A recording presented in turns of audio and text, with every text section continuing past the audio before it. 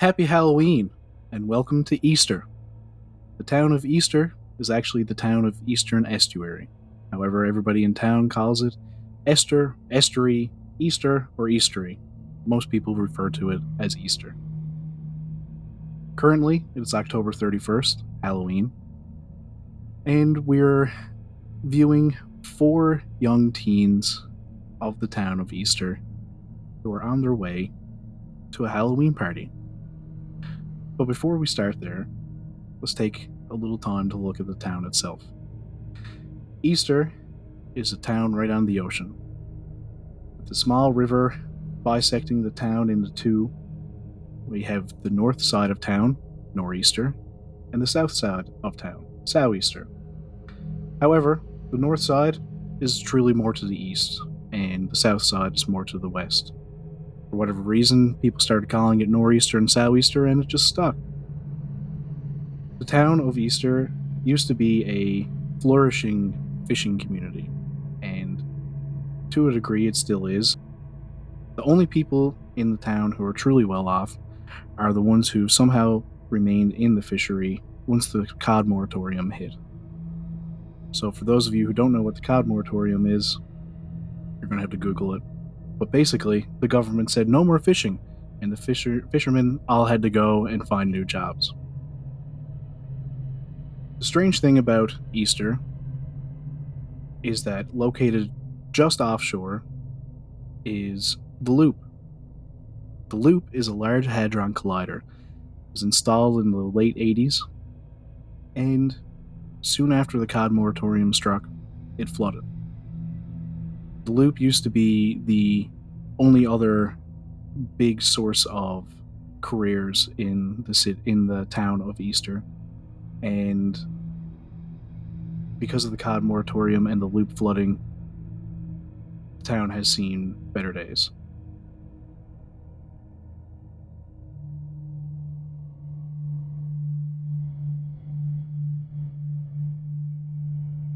Fuck, I really should have wrote something.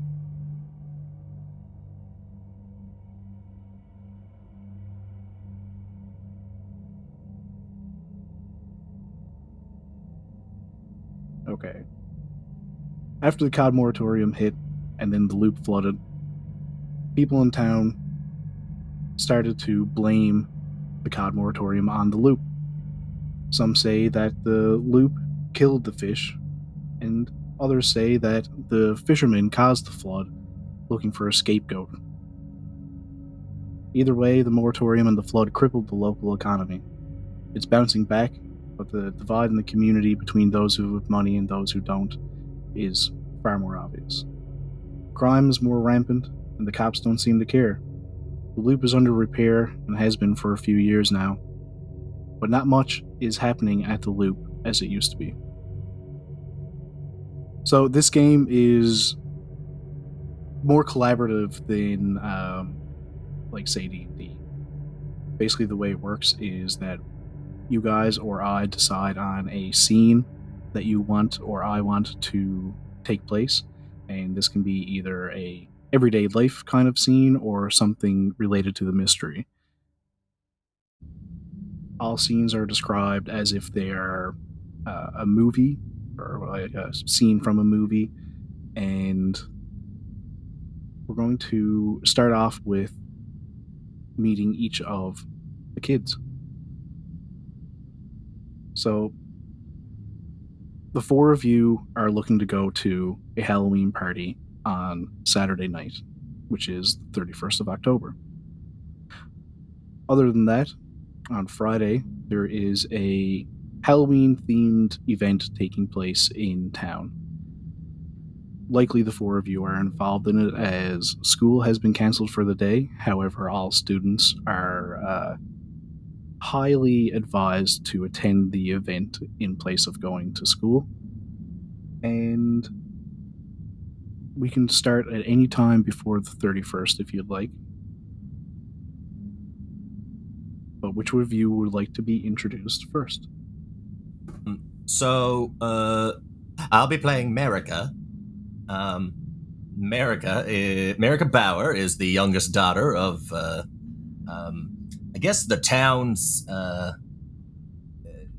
he owned the fisheries, and despite the moratorium, the fisheries seemed to do incredibly well. He's also a shrewd businessman in his acquisitions of a lot of other companies around town. There's a good chance that if you are employed in the city, you in some way work for Mr. Bauer. He owns a cafe. He owns the building for post office and shipping. And yeah, he owns a laundromat. Just has his hand on the pulse of everything. Merica is, or people call her Mary. She has the classic overachieving younger sibling syndrome. But her sisters don't seem to have much interest in the family business. They want to get out there and explore the world. She wants to remain a big fish in a little pond, just as long as everybody knows this is her pond. So yeah, she is quite, or was quite the student. She is currently doing online studying or distance studying, where they would mail the textbooks out to you, and there would be email correspondence on completing that, because she likes to help around the different businesses. Her father doesn't really let her do much with the fishery company. She knows that he owns, at the very least, one magnetrine shipping vessel, but due to the magnetic disruption they cause, she has never actually seen that or any of them. Her father claims to own a small fleet of them, but again, she's never seen them because they have to be so far away from civilization. And yeah, she kind of helps with the bookkeeping around the cafe, and does some payroll stuff, which her mother also helps with. But yeah, I don't know how deep you want me to go with my character in terms of shames and drives and all that stuff, but well, like I was saying, the age of your teens, your character is 17, about to turn 18. So she has is a she November graduated baby. high school? She has graduated high school. Okay. I am also playing the Snob team. So yeah, you could say spoiled little rich girl, but at the same time, she puts the work in, and that just leads into more snobbiness. To those who are have-nots, maybe, but okay, didn't realize we were playing Big Brother here.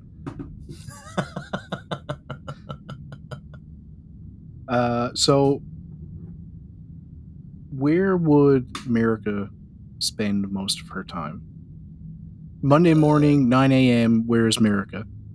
At the cafe. At the cafe. If school's cafe? out and everything, that means the majority of the people are going to be going there for food and everything. So she's not there to necessarily make anything or pour up coffee. She likes to oversee and, in her head, make sure everybody's doing what she's paying them to do, or what her dad is paying them to do. Well, it's Monday. School's not out. It's 9 a.m. They're all in school. But you do know that on Friday, the big Halloween town shenanigans is going down. And you were definitely involved in this as a businesswoman of such high esteem. What do you think Merica will be doing to get ready for this event? Basically, it's like a big garden party. The whole town's going to be there, pretty much. Merica is fully that guy who, at the beginning of the pandemic, saw that there was going to be a shortage of toilet paper, so he fucking bought everything to short the market and tried to sell them for $30 a box. That is her. So whatever the fuck that there is to be done to make $1 at this thing, so whether it's buying up the supply of like I don't know, sparklers or balloons, or maybe she tries to like get as much helium as she possibly can. So if anybody wants balloons blown up, they have to go to her. Well, So, there's definitely going to be a lot of pumpkins required for this, and and she's bought all of them. there's no farmers in town. Fortunately, her father owns a shipping business, so getting that here, not that much of a issue. So, yeah, she will have acquired lots of pumpkins for chunking. Perfect. All right. Well, let's say when would Merica be at the shipping company trying to arrange this over the week, just to make sure that the pumpkins arrive on time, or maybe they have arrived? If it's for Friday, she would want the shipment there on Tuesday, so that if anybody fucked up, some of them arrived damaged, she would have lots of time to rectify any of that. All right. Well, let's say it's Tuesday. Say it's 9:30 a.m. and you're at the shipping company's, I guess, headquarters, like the main office for it. Which part of town would that be in? What is the more. Which side of town would have the fishery on it? Because the shipping company would not be that far from the fishery itself, like the plant. Okay, yeah, I suppose I should have described the town a little bit more. So, Easter is split into two by a little river, like I said, with the nor'easter being on the east and sou'easter being on the west. And the main road comes through town and crosses over a bridge across the estuary. And on the sou'easter side, so the west side, there is a little bit of a peninsula that heads out into the ocean, and that would have been where most of the fishing industry would have been. So all the wharves and everything would have been over there, and it thins out pretty much. Well, it thins out quite a bit towards the end of the peninsula, and at the very end of it, there is a rather large lighthouse, which you can walk to when the tide is down, but otherwise, when the tide is up, you cannot walk out to the lighthouse. Okay. So, yeah, it's on the. It's one of the large sou'wester buildings. So, yeah, she's over there. It's about a 10-minute walk to get from the office of the shipping company to the factory. But that's because there's a giant ghost town parking lot where everybody used to park, but now it's about empty. half as full as it normally is. People still work at the shipping company but yeah, it can hold 500 cars and there's never any more than 100 there. No, definitely not. And most of them are just picking stuff up and going on, or the few people who work from out of town drove in because it's a small spot. I suppose most people will probably be working or walking to town around here, or walking to work around town. And the sou'easter side would have more of the businesses and stuff on it, and on the nor'easter side we have the school and convenience store, gas station would be on the main road on that side of the town as well, and most of the housing would be on that side. So let's have a little scene at the office here. It's 9:30. You're sitting in your little computer chair at your desk. It's in a big office warehouse that is it's pretty lonely these days. Pretty dim. It used to be hustle and bustle almost 24/7, but now as you walk up the metal stairs to the second story office, you can hear them echoing off the walls and a little bit of chatter downstairs. As you walk into your office, the phone rings.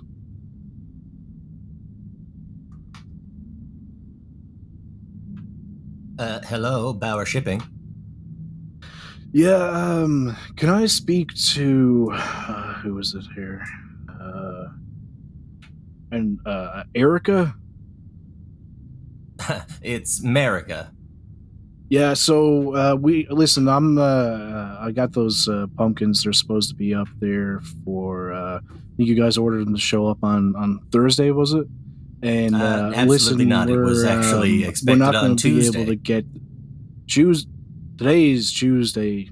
That is correct. I'm here waiting for the shipment. Okay, well, listen, we're probably not going to be able to get those pumpkins up to you until next Tuesday. Hope that's Next not much Tuesday. of an issue. We had a little bit of a run-in with one of our main vans here, and yeah, we can't get anybody out to fix it, and it's broke down up the road a little while, so... So the question that you're calling to ask is it a big deal if my shipment of pumpkins don't make it here for the fall festival that's happening on Friday, 4 days after the pumpkins you're going to deliver will arrive? Yeah, I guess so. I mean, I wrote down here that you needed them for Thursday, so I don't know what you needed all of these pumpkins for, but, so what's Thursday, Friday, Saturday, Sunday, Monday, Tuesday, 5 days isn't too bad. I mean, they're pumpkins; they're going to be fine. Congratulations, you covered 5 of the 7 days of the week. Shipping is kind of what we do here. As long as I can secure a better price for the shipment, I'm sure we can manage to get a truck out there to get them. Yeah, sure, we can work something out there, I guess, if you guys want to send out your own truck. But let's see, where are you located to exactly? We're in Esther on Sou'wester side. Okay. Let's see. Okay, you're not too far from town here. All right. Well, if you can get somebody out here by 12 o'clock, this shouldn't be an issue. Otherwise, we're gonna have to put these into storage.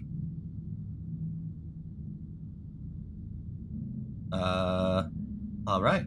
I will get back to you. And what was your name again? Jeff. Jeff Pumpkin. Perfect. No. All right. No, my name's not. I assume you hang up then. Yep. So, as soon as you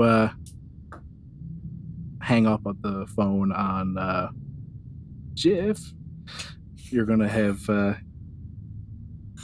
you hear the echoing of the metal stairs coming up to the office again,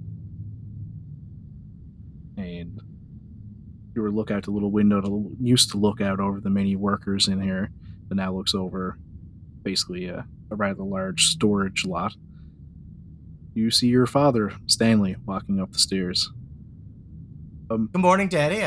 Father. Sorry, I have your coffee here. Black 2 sugar. Good morning, Merica. Thank you very much. Oh, you're very welcome. I hope everything's going well today. Yes, very well indeed. I'm going to need the office for a little while. I have some business partners coming over for a short meeting. So, would you be able to perhaps go and look after the cafe? I believe they're arranging some things for Friday's event. Yeah, actually. Speaking of arranging things, could I borrow one of the trucks, Dad, Father? What for? So, of course, modeling after you in your business sense, I saw the opportunity to capitalize on the fact that we don't have any farmers in the area who grow pumpkins, and it is a fall festival coming up. I procured several large orders of pumpkins to arrive ahead of the festival so people could have Very good pumpkins. thinking, Mary. When will the pumpkins be here? They were supposed to arrive today. I just got off the phone with an incompetent Jeff who informed me they won't arrive until next Tuesday, which is quite impossible. He has given me a substantial discount on the pumpkins if we are able to get out and pick them up ourselves. Very good. I don't know if we have any trucks available. Do you have the number for this, Jeff? I could certainly get it off of the order. Okay, perfect. Well, I think Mr. Sheehan has the truck that would be required to go out and pick that up. So I'll give just Jeff a call, and see if I can straighten something out for that. But why don't you go and see if you can find Mr. Sheen and get him to drive out. Otherwise, all the other trucks are unavailable at the moment. Alrighty, I will see to it myself. And Mary's quite excited because she loves Uncle She. All right, so we see Mary run down, I would imagine very happily and excited, those echoing metal steps, forgetting to close the door behind her. Her father's coffee laid on the desk. Who would like to go next? I could, I guess, if we could flow through families. Yeah, that makes sense. All right, so what would... Give us a brief description of your character first, I guess. Okay. Orla Sheehan is 18. She graduated, I guess, like the last year, and has been kind of just sticking around town. I didn't think about what exactly she was doing aside from her hobbies until you asked what Merica's job might be. And so Orla is the lone wolf teen type, and that's largely by dint of the fact that she lives with her grandparents and oddly kind of only associates with like their social circle. She doesn't spend that much time around her peers.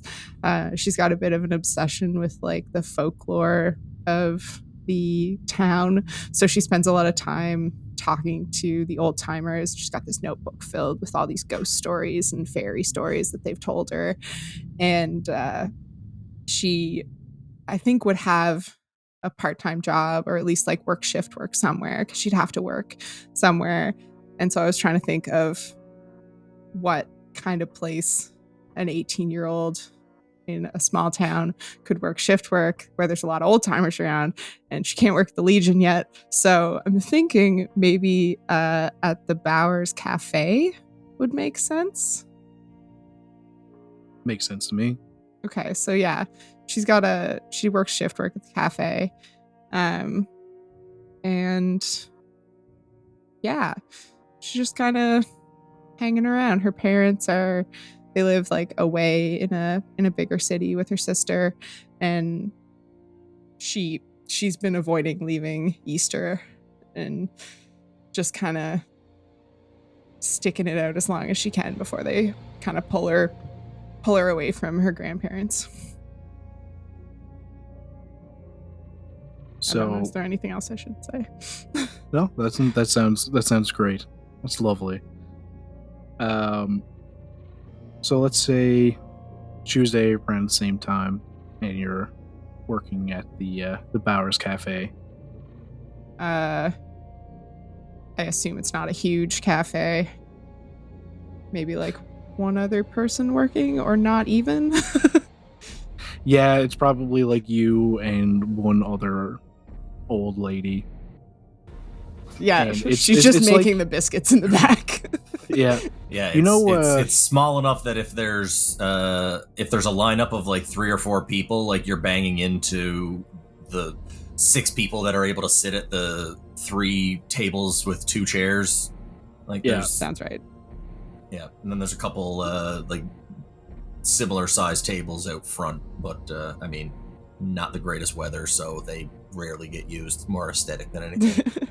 Yeah, and it's right on the side of the road. Like, there's no parking.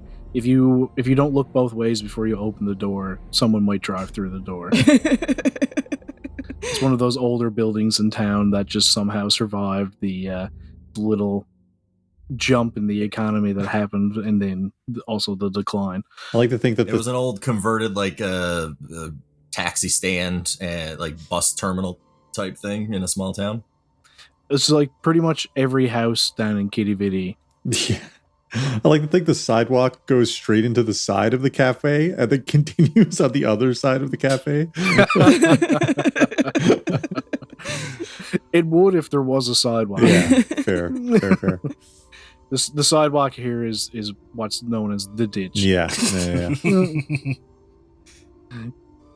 And it's little more than a single lane highway because the edges of the road are just deteriorated so much. So one thing I like about this game is that you can collaboratively create NPCs. Okay. So the this old woman who works here. Yeah. What's her name? Ethel. Ethel. That's a good name.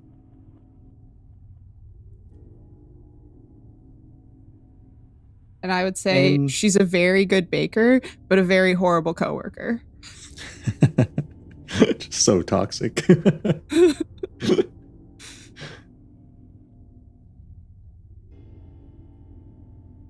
Is she one of those types of people that's just like known around town? Like, I would say people have all these stories about her, and she probably has just as many stories about everybody else. Yeah, she's not. I would say she's probably not super old, like maybe in her 50s, and like no one disputes the fact that she's a great baker.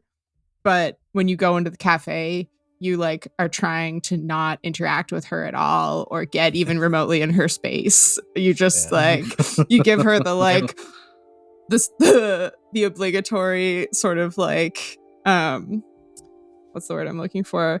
Like salutation of like respect, so that she knows that you know that she's there doing like a good job, and she feels the like the honor of it, but you don't want to actually converse.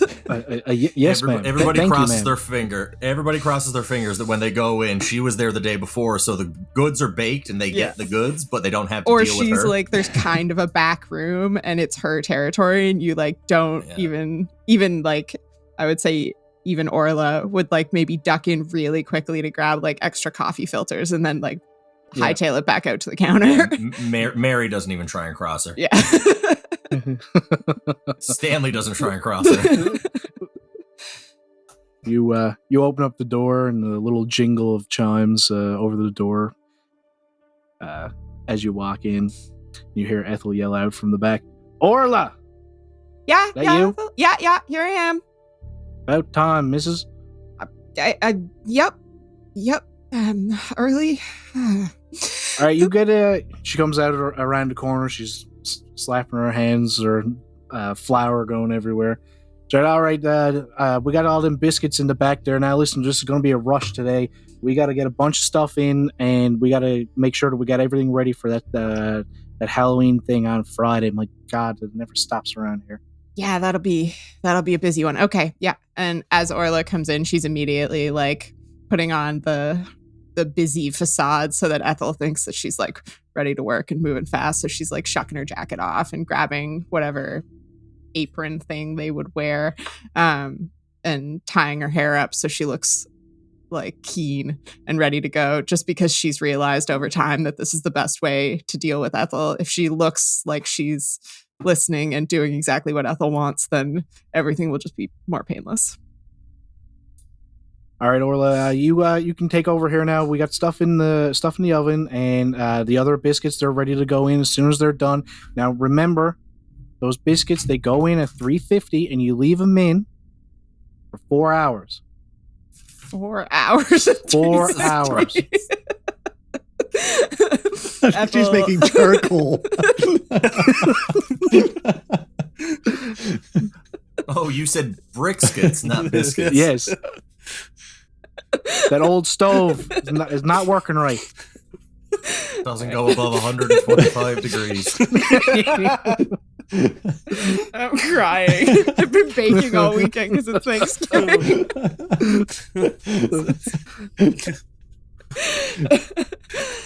Oh man. Okay. Jesus. Yeah. Okay. Speaking of that oven, the cash register there has got some kind of a growth on the back of it or some shit. I don't know what's going on with this technology these days. Yeah, just try to avoid that. It looked like it was bleeding earlier. Okay, maybe I'll pull out the old cash box. No, Orla, you don't pull out nothing. Okay, don't go out in that back room. All right, you know it's not to go back there. No, it's under the counter. It's under the counter. Don't worry. All right. We Just got making that. sure you knows. We got that Visa thing too, so we don't have to use it to use cash Yes, register. my God, I hate that thing. All the cops comes in and they uses that. Yeah. Shocking. Yep. You know. All right. Okay. You gonna listen, take your I break gotta- now? Break. No, I gotta go see someone about that oven. I mean, if we're gonna be cooking, we can't be having biscuits in for 4 hours every goddamn day. Yeah. And that register too. I'll see if I. Maybe you we even can get just to look at a register with a growth on it. Maybe we can just shave it off the back. That's disgusting. And she just leaves and walks out the door. Orla would definitely go to the cash register immediately and see if this was something that was going to like make customers disgusted. Okay, that sounds like something we can have a dice roll for. I'd say let's make a comprehend check. Okay. So I guess that's what roll you call it. A with check. my mind plus my comprehend number. You roll with your dice. Yeah, but I roll the number of d6, which is my mind plus my comprehend. Yes. Okay. Sick. I think. That's so many. Yep. I got a 6. Do I just need... Oh, but I should roll all of them. I got 1 6. 1 6. Yeah. All right. You have a look at the cash register, and you can see that it's just the plug on it that has a little growth on the back of it. It is really off-putting to look at it. There's part of the cloth wrap that used to be on plugs back in the day that has just kind of frayed itself out. There's a small little bony protrusion sticking out, almost looks like a sharp tooth, and you can just see there's a little tiny bit of dried blood around the edges of it, and there's one of the cords is stuck up around and wrapped around that tooth. Okay. And going back down into it. And this is coming right out of the back of the cash register? Not immediately out of the back of it, but you can see like where the cord is coming out, and then almost right after it, there's this little growth onto the cord. So you can see what the growth is and where it is, and that it would be a relatively easy fix if you knew anything about electrical components. No. Orla's go-to move is to push it a little bit further onto the counter so that there's more counter space in front of the cash register, and then she's going to shuffle all the like community newsletters and like people's business ads and maybe that like cows like one sheet thing that's in every cafe, and just block the back of the register so that there's just overlapping paper all over the place. Sure. All right, perfect. Well, you've solved that mystery, so we can wrap things up here now. We're done for the day. You've solved my puzzle. The case of the curious cash register. Done. Yeah, we'll see if it gets worse and deal with it then. Okay, so let's see now. Who wants to go next, Justin or Josh? Alphabetically, you'd be first. All right, I guess I can go then. All right. You've got Ollie is, or he goes by Ollie. His full name is Oliver. He's 17, just turned 17, still in high school. He's in grade 12. He's his teen type is he's the jock, which means that he kind of runs this high school as one of the popular kids. His home life, he's the youngest of 3. It's kind of the opposite of Merica, though. He cannot wait to get out of this shitty town because his parents kind of have a social Darwinism type attitude. You know, the strongest of the survival of the fittest. So when his brothers were around, he would get the least amount of food kind of deal, unless he fought one of his brothers and took their plate. Kind of a harsh growing up lifestyle for him, but made him into what he is today. And that's kind of the, there's always a winner and everybody else is losers kind of mentality is how he grew up. So yeah, that's kind of where Ollie's at. All right. So you're still in high school. You're in grade 12. It's your last year. Mhm. And the jock you are, I would imagine you're probably early to school. The high school here is located in town. The Estuary Elementary is just down the road, but the high school actually had quite a bit of upgrades done to it when the big jump in the economy happened here with the height of the loop and the fishery, and so it's fairly modern high school. And there's a nice track out around a full size soccer field outside, and I would imagine. Well, what sports do you play? Ollie plays everything. In his quest to impress his parents and find a scholarship, he has played every single sport possible. I think in October, like going into the winter season, it's probably most likely hockey right now. Would be the main sport. If you're trying to set a scene, I have an idea for one. Go for it. So I think Ollie would be like early for school, but he would have like called whatever team he's playing on right now in for like a meeting. Basically because he's dating the student council president, who's like, oh, we need volunteers to help set up for the event on Friday. And so he's trying to rally the boys and convince them to give up their free day to come set up for this event. Sick. And what's her name? Let's go with Susie. Susie. Yeah. Okay. Susie is Ollie's girlfriend. And she's the head of the what? I said student council president.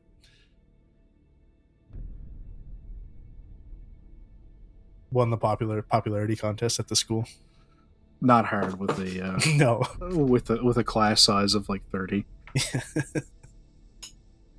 All right. Yeah, so it's probably like God, what time? I should have tried to remember some more about like what high school was like. What time is it? It's early. It's probably like 7:30. Like first bells are like 8:15, 8:30 Okay. for their first class. 7:30. You're out at the. Where are you? We could be out in like the soccer field, just Out like in the soccer meeting at the field. center of the soccer field because that's the go-to meeting spot for any sports activity. All right. And who's going to be showing up? Just your hockey team, Yeah, which is yeah, also so- the basketball team and the And- volleyball team yeah, and the track team. 100%. Everybody on And- this team is on every other team. Yeah, and surprisingly, half of the chess team. Yes. Would your coach be coming to this, or is it just you and the team? No, this is a unofficial meeting. Unofficial meeting. All right. Coach doesn't get up before afternoon practice. He's not awake before then. No. Of course not. All right. Morning, Ollie. Yo, boys, good to see you. Hey, man. Can you explain why we're up at the ass crack of dawn if we're not, I don't know, playing something? Yeah, of Do we course, have buddy. something going on today? I forget. No, man. dude, we don't got shit going on today, but that's why we're here. We, you know what Coach always says? We got to get our heads in the game. There's no I in team, but there's a we if you switch the M upside down. And we got to get into this fucking party planning mode because, that Merica chick is going to gouge the town, and we got to set up decorations for this event that's going on. What in the, man? It's one thing when fucking coach says it, but dude, I don't know what in the fuck he's been on about half the time. Listen, you got any of them fucking things that the coach has been giving us, man? I'm out. And one of the other guys on the team hands him something to hear, man. He's like, oh, thank Christ. Yeah, I'm dead today, man. This is Yeah, that's cool. after last night's game. I don't need I your shit mean- today. We got to get ready for other stuff this week. Yeah, All right, man, This is a planning meeting. You don't even have to. You just have to sit and listen, man. Like, don't stop your You have bitching. to We sit gotta- and listen. Yeah. Okay, man. Okay, Jesus Yeah. Christ. I love you, brother, but like, why you always gotta complain? It's 7:30. You had to be here in 20 minutes anyway. Like, it's not like I got your ass out of bed. Yeah, you did. You know, you need Man, a shower I don't anyway. Listen, man, I don't even know what I got for first class today. I don't care. I usually don't show up until recess anyway. Yeah. All right, gotta- Ollie. Listen, man. What is it you want us to do? All right. So it's Monday, right? That's why you're hungover, because you always do shit on Sunday night. Don't worry about it. We got this town event coming up on Friday that we all have to attend to, because that's why we're getting the day off from school. And I know you're thinking about not showing up, but if you show up, we got school spirit. Come on, man. Just once in your life. That's all I'm asking. But Susie said it's going to suck because they're outsourcing everything to the Bowers company, and you know how much they fucking charge for everything. So we're going to be... I don't. Yeah, okay, well... And of course, Susie said it, of course. Oh, yeah. You know what? Susie did say it. What I'm saying is, if we want this event to be sweet, we can do whatever the fuck we want. We can set it up how we want. We can make the decorations. We can bring the punch and make it a good time Friday, and then go party on Saturday. See, when you said that we were going to plan a party today, I thought you meant Saturday. Well, no, I mean, we're going to plan that party too, but that's a Friday night planning deal. Well, I know that like usually what we do is like the house parties on Halloween or like the weekend of Halloween. This year is it's both. It's gonna be rad. But like, I heard that there was a crowd going to. There's like some old house up in the woods. Yeah, man, it was like some place that that crowd and that spinny thing out in the water. That they used to it used to be like a spot for their workers or something. I heard there's a crowd setting up shop up there for a party this weekend. Well, that sounds sick. You haven't heard about it, man? No, man. Why? How? When did this get planned? It's all everybody's been talking about for like 2 weeks now. Fuck, man. Maybe I gotta get out of Susie's house just to learn some things. Yeah, probably. You're right. But man, listen, whatever you want to do for this thing on Friday. I guess if it's going to be like this team spirit stuff, then yeah, I suppose, because if it's not you who's going to be telling us to do it, it's going to be Coach. So yeah, smells like team spirit, man. Right? This way we get ahead of it, and this way Coach can fuck off and just give us the shit early, and then we're good. Yeah, let's we'll meet up after school today, and we'll just get all the shit hacked out, and then we just go, and we don't even have to worry about it.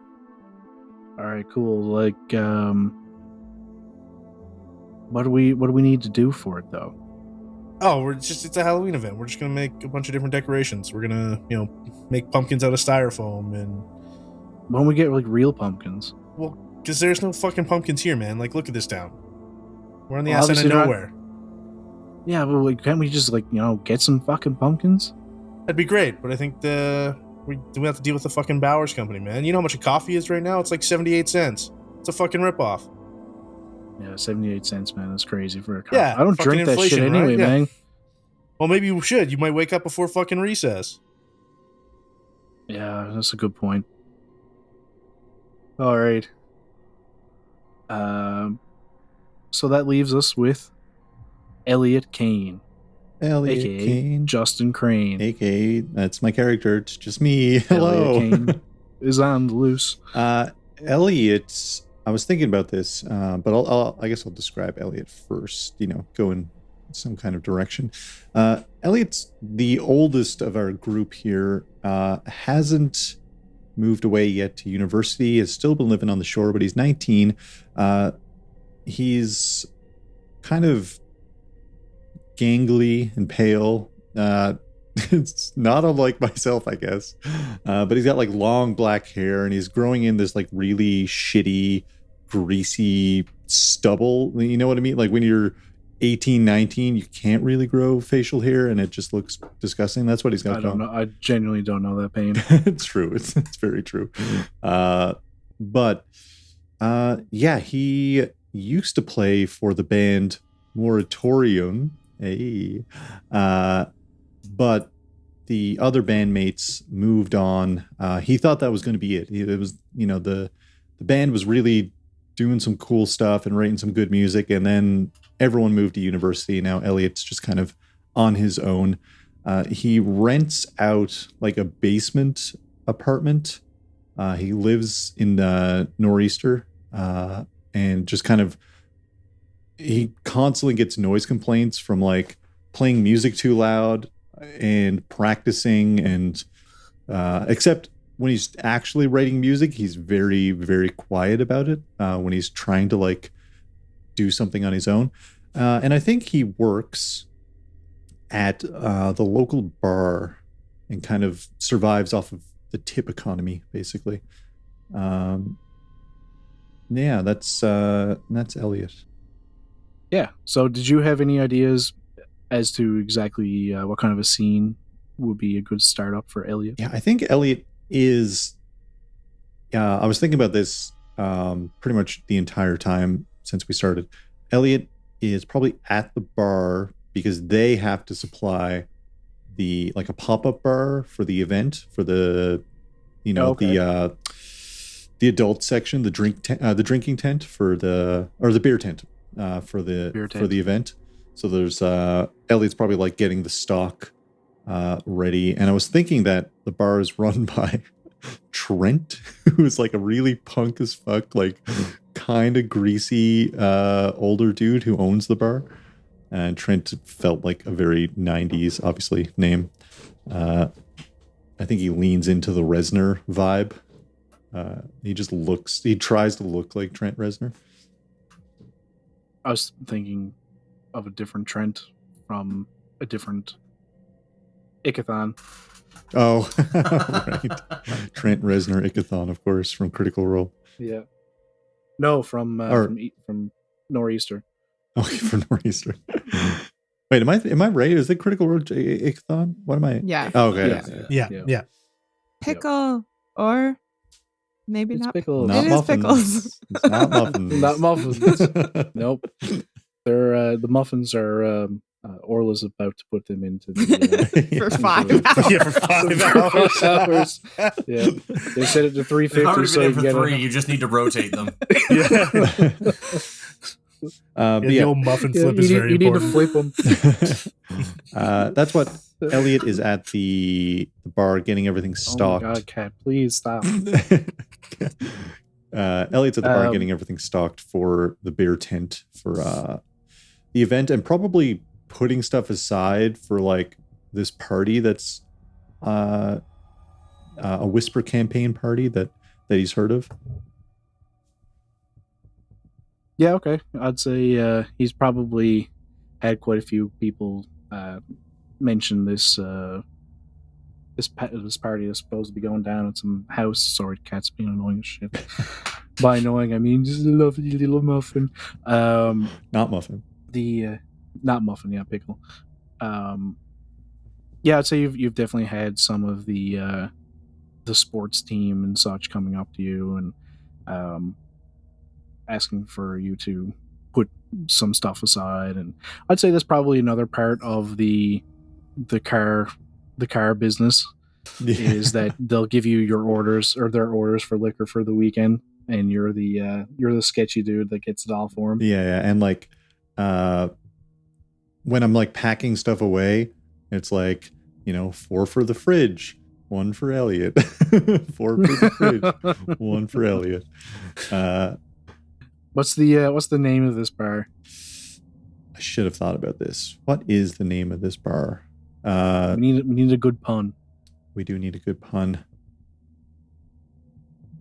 Sleazy Teas. That's nope. No, it's not. It's kind of like Sneaky Is Teas. that a Sneaky Teas. It's Good Fridays Good Fridays. for Easter. Oh my god! Oh, that's clever. You went deep with that one. Yeah. Yeah. That's very clever. Good Fridays. I like that. I like Good Fridays. Yeah. Yeah, you're it's Sunday night and you're preparing for tomorrow's regular special, the Ash Monday special. Yeah. Where the Palm Bay is on sale. I hate myself.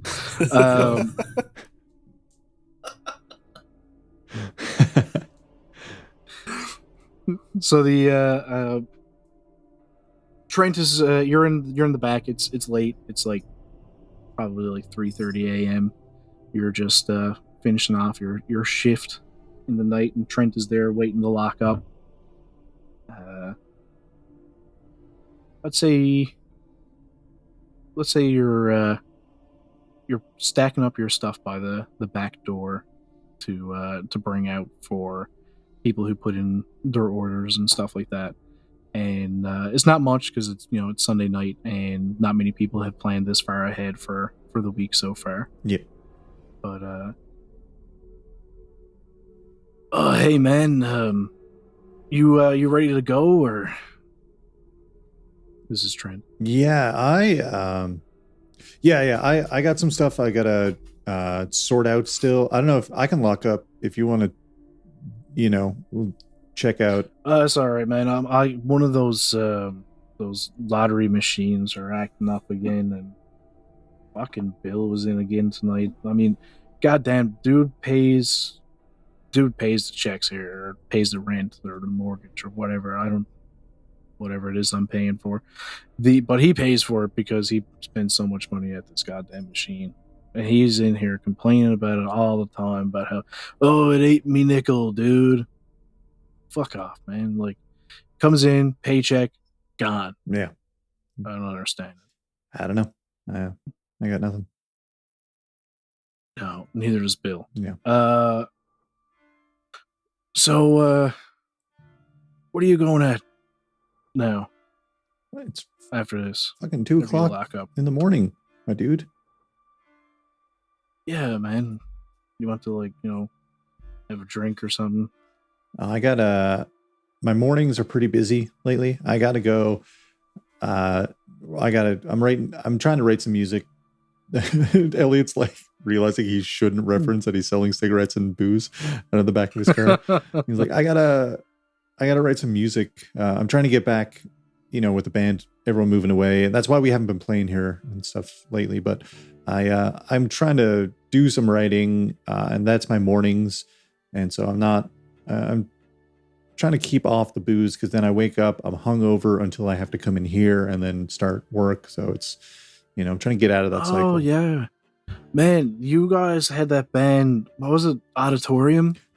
Moratorium, like the cot moratorium, but without the cot. Oh shit, dude, that's a sick name. Yeah. Auditorium would be pretty sick too, though. That'd make a lot of sense, and it's probably better than moratorium. But we're broke up now, so it's whatever. Oh man, I was gonna say you guys could play here Friday or something, or kind of figured you guys might be playing at that Halloween event thing that's happening on Friday. No, we used to. Every year we used to play it, but I'm trying to sort things out and figure out what's next. The next big thing. So, because you've brought up your shame and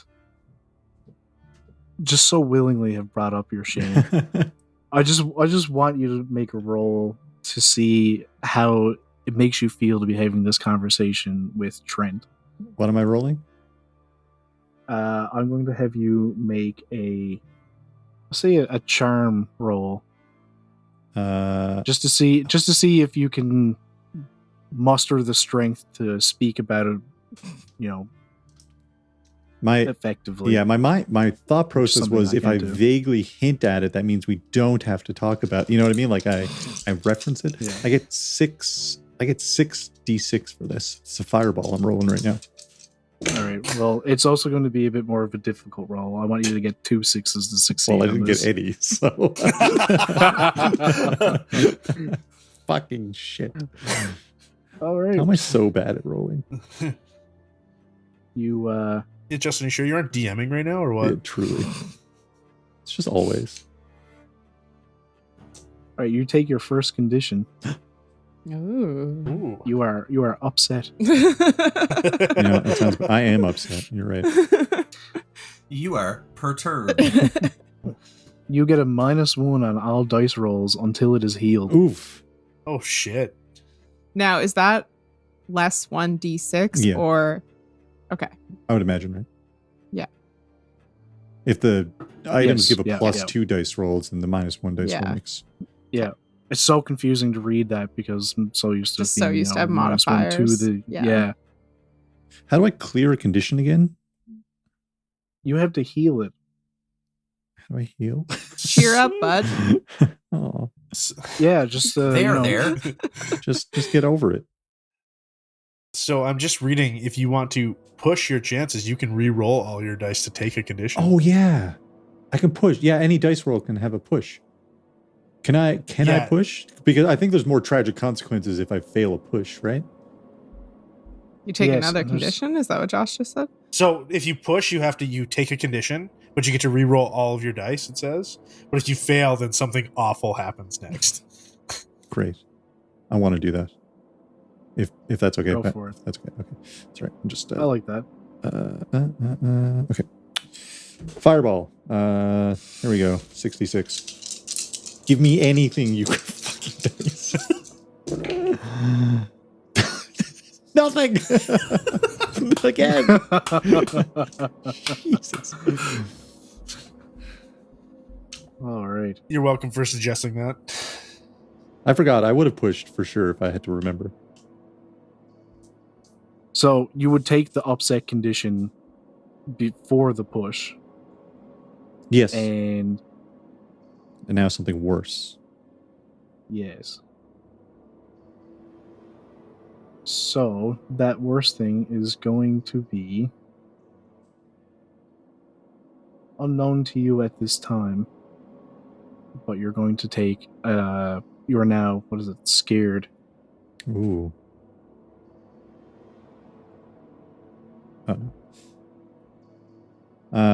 So you have now have -2 to your rolls, I believe. For one for each condition, yeah. Yeah. Brutal. I think. You're on your way to being broken. Fuck yeah. Listen, fucking. Break you in yet. Your new pair of hiking shoes. I gotta.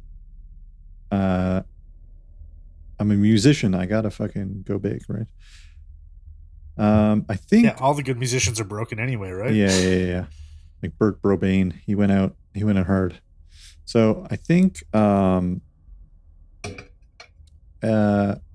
feeling this now, I've upset myself, and now I'm like, and now I'm scared that Trent is gonna like inquire or pick up on this or ask something. So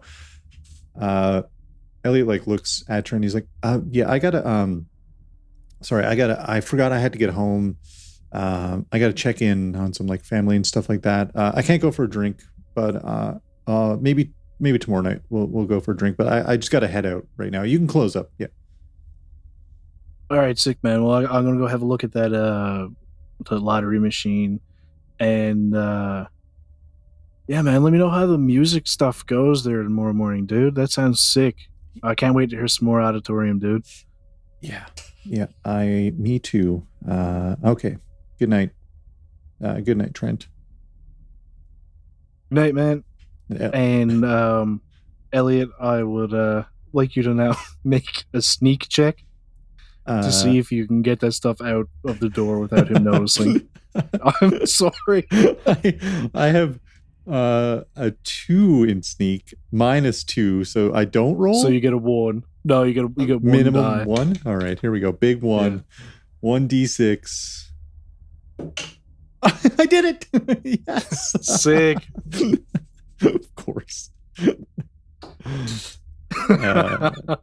You're so scared you're moving it just so slowly. Yeah, I've already preemptively put like tissues in between all the bottles so they don't clink. And yeah, Elliot loads it up in the back of his like 2-door fucking 91 Honda whatever. I don't even know if Civics come in 2 doors or Civics are Geo Metro. Geo Metro. Yes. Yeah, so Elliot loads up the is it Geo? What did you guys say? Geo Metro. Elliot Elliot loads up the Geo Metro and it's got like shitty band stickers all over too.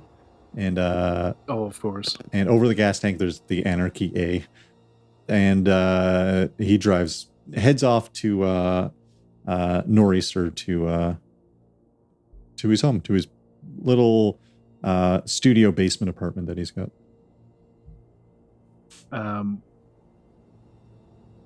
Where do you think this bar would be located? Nor'easter or southeaster? I think southeaster, probably near the cafe, would make sense. Okay. As you're driving home, it's like 3:30 in the morning or whatever. Drive over the bridge and you look out to the ocean where the loop is located, or was, or still is. It's flooded. And you see some faint lights from under the water and making a rough circle around where you believe the loop was. And as you look out, you kind of do a double take. And when you look back the second time, there's no lights out there.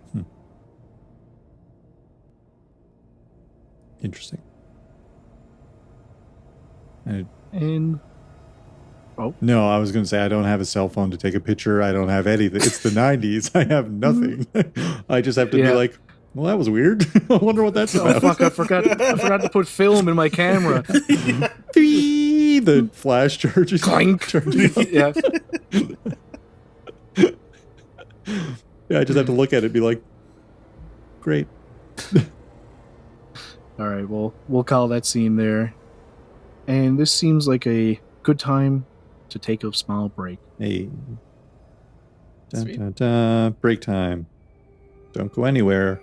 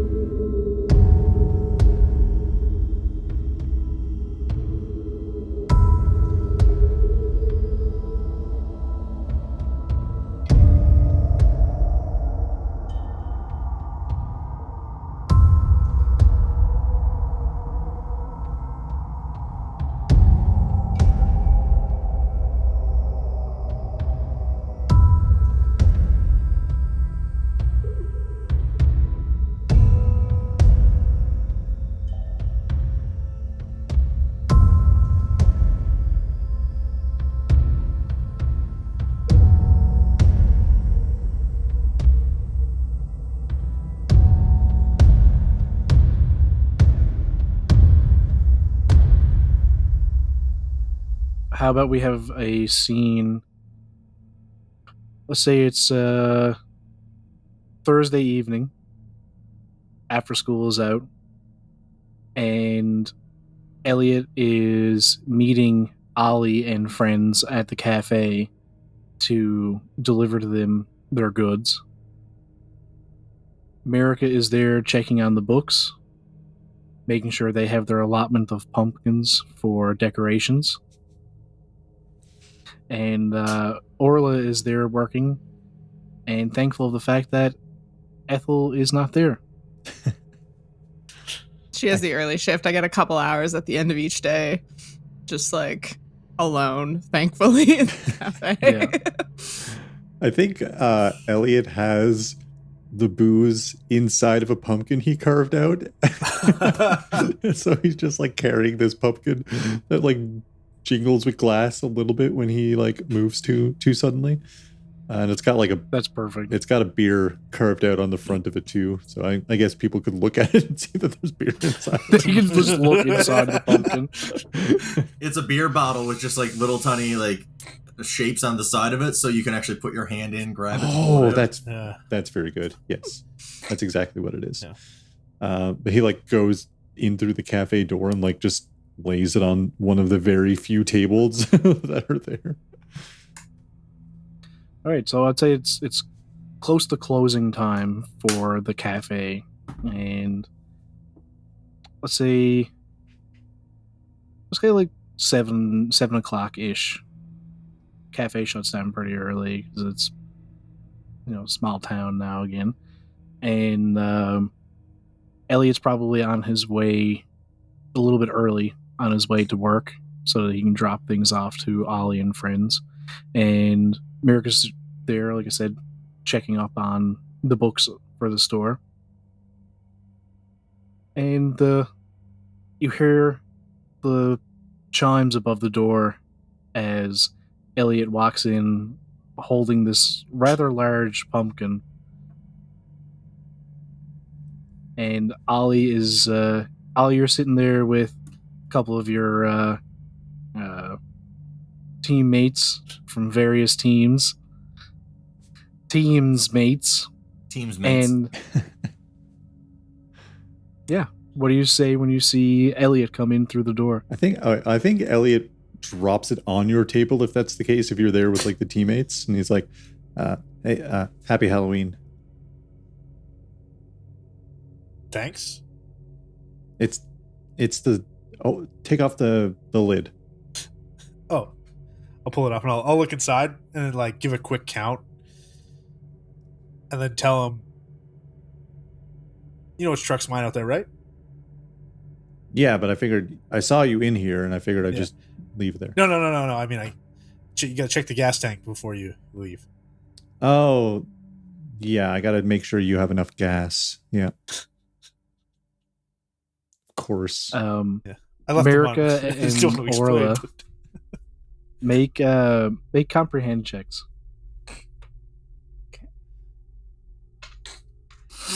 Yeah, this isn't a drug deal going down in the middle of the cafe. Hey, I got 16. Ooh. Nice. Merica? Oh. I said Merica and Orla. Sorry. He thought you said America. Yes, America Orla. I just thought I heard make comprehend checks, and I thought it was the two people talking that would do it. Oh. No. All right.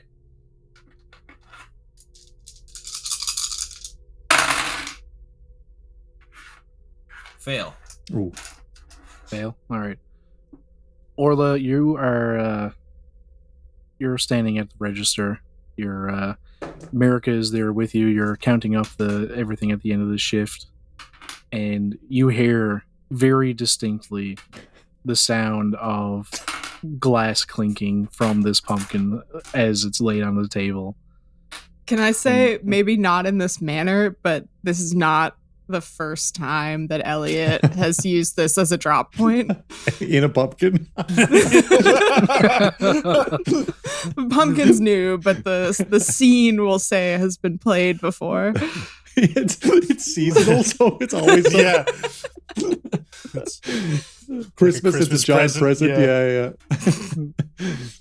I don't know what else. Like it's Easter, it's a Thanksgiving. chocolate bunny. Like Thanksgiving, it's a cornucopia. St. Patrick's Day, it's a pot of gold. It's just the beer, yeah. yeah, it's just it's a bottle of Jameson full of beer instead of whiskey. On Labor Day, it's a contract document. Elliot like leans into Ollie and he's like, Ollie, you know the loop that's closed, right? They shut that down a while ago, yeah? Yeah, man. I don't know if I remember a time when it was running. I was driving. I wasn't drinking or anything last night. And I was driving home, and I'm pretty sure I saw lights.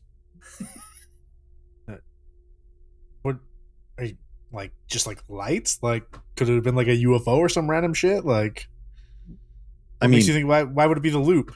no, because they were under the water where the loop is, right? Oh well, I don't know. Could it be like methane gas or something? Like what do you why is it automatically the loop? I don't know.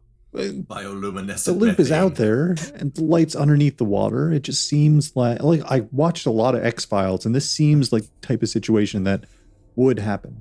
This is like fully loud enough to hear, right?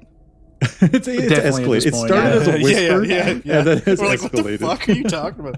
Like, are you Or- okay, man? Like, Orla would be eavesdropping, and she would pipe up and say, "You're not the first to see that, you know." The Elliot like looks around to see who else is in here, and then mostly making sure that Ethel isn't around.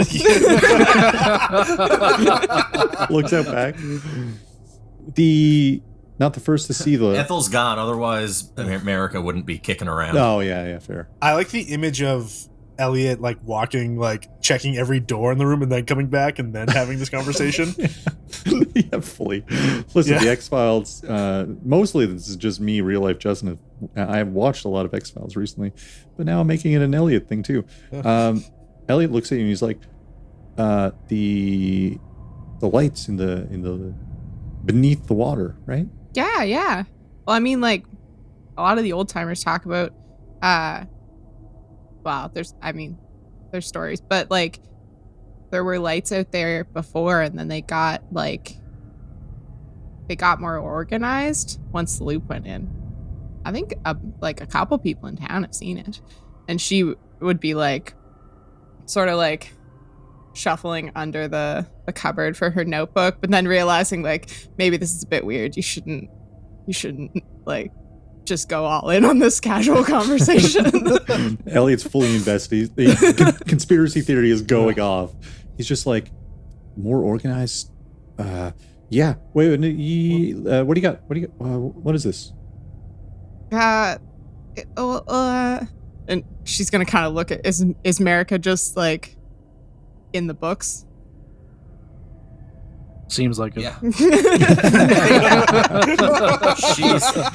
Merica's playing Raid based on- Shadow Legends right now. Based on being having failed the comprehend check as poorly as she did, Okay. she is just basically at this point tallying up the profits she turned from the pumpkins, having bought them for like, what is this, 98? No, she bought them for like $5 a pumpkin and sold them for 25. So. Yeah. This is why we need to make decorations. Fuck. I would say you could have bought them from me. I would say, Merica, that $18 you did per notice. You did notice that you do notice that Elliot is here because you have dealings with Elliot.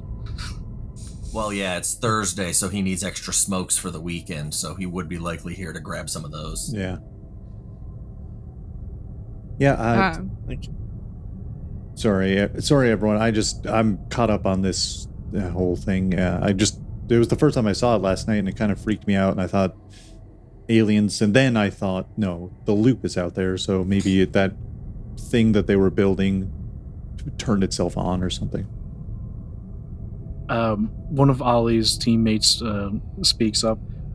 Man, like I don't know, maybe that crowd are setting up that party up there in the woods at that house. Maybe that's like connected to the loop or something. Maybe they're down there, turned on lights. Maybe the party's in the loop. Like, you think we have to scuba dive down to the loop to get to the house up on the hill in the woods?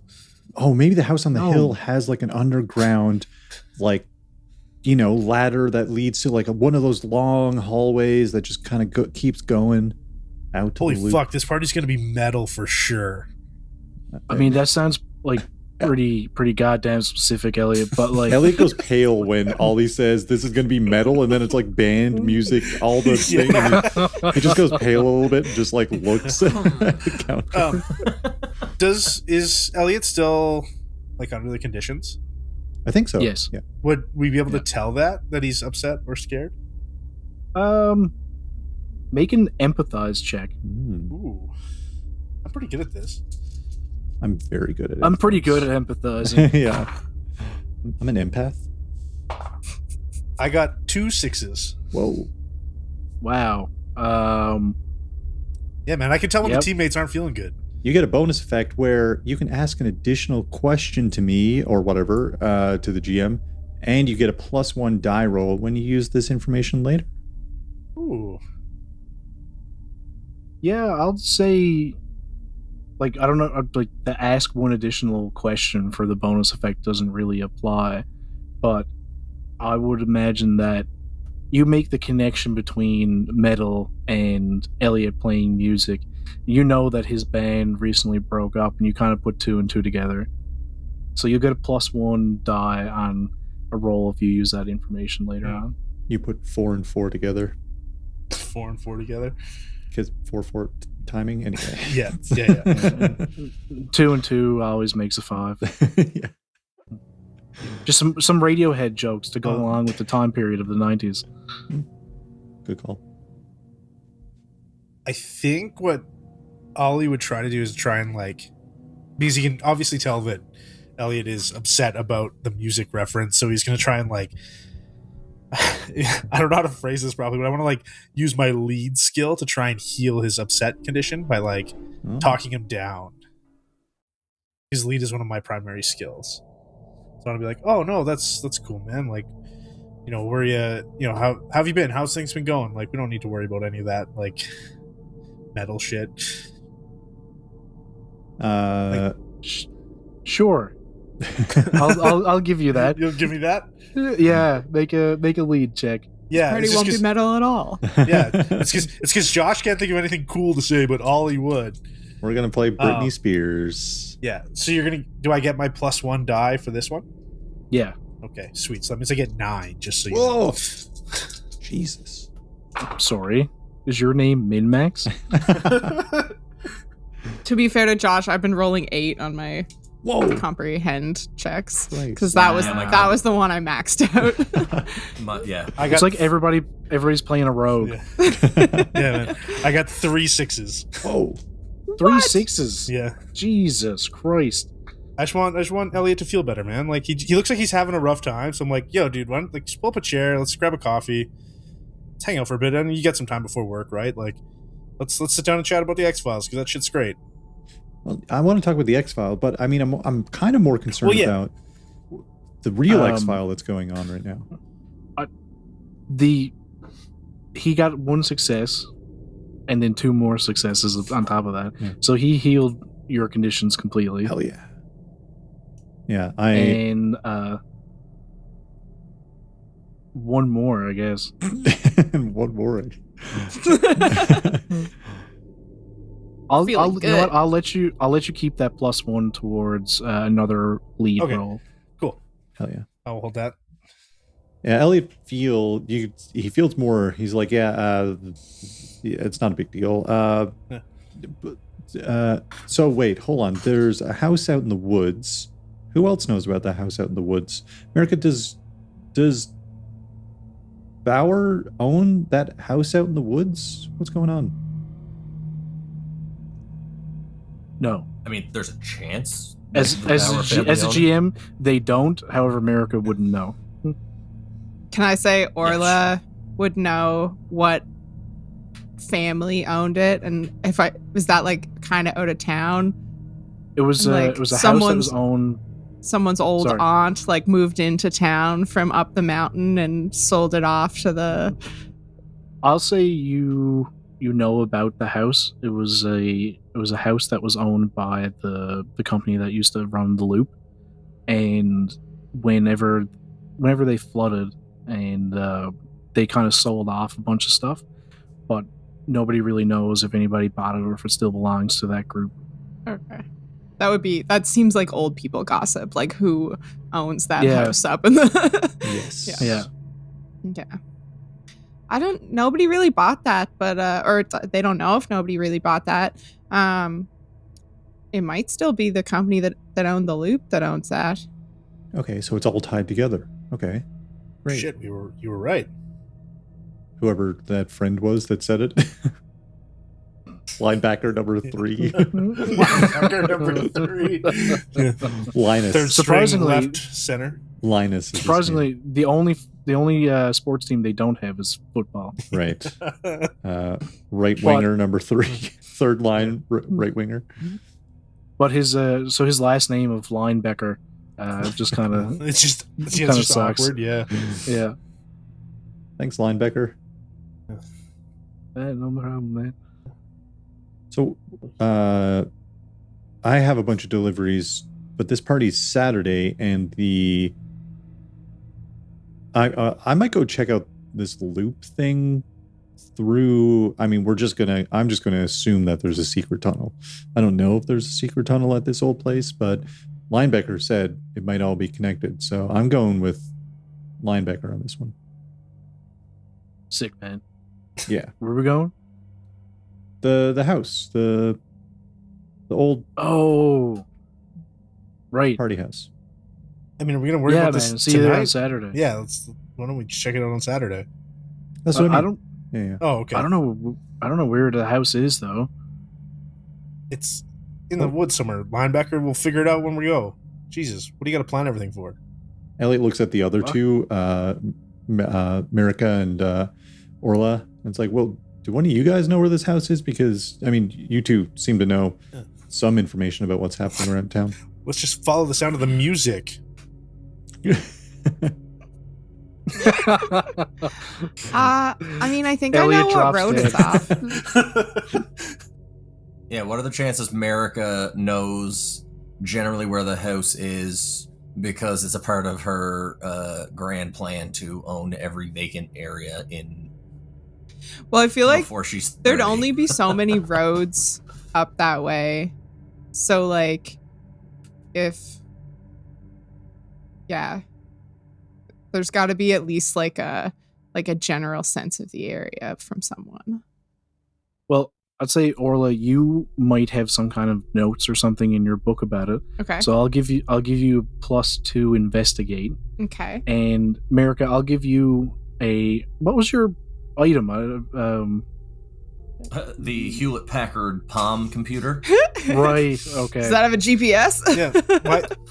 Why do you gotta keep going with Hewlett Packard? Why can't you say HP like a normal human being?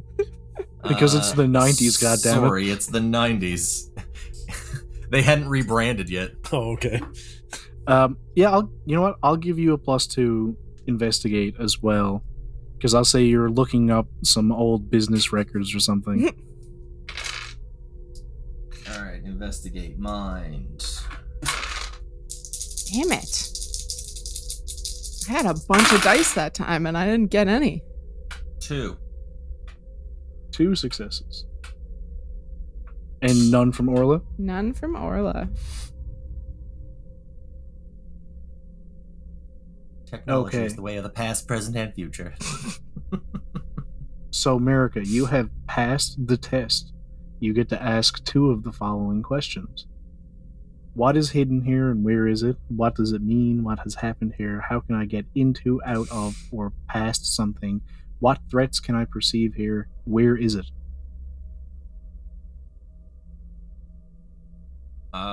I think where is it? I get 2?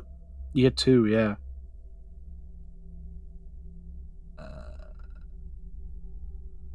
And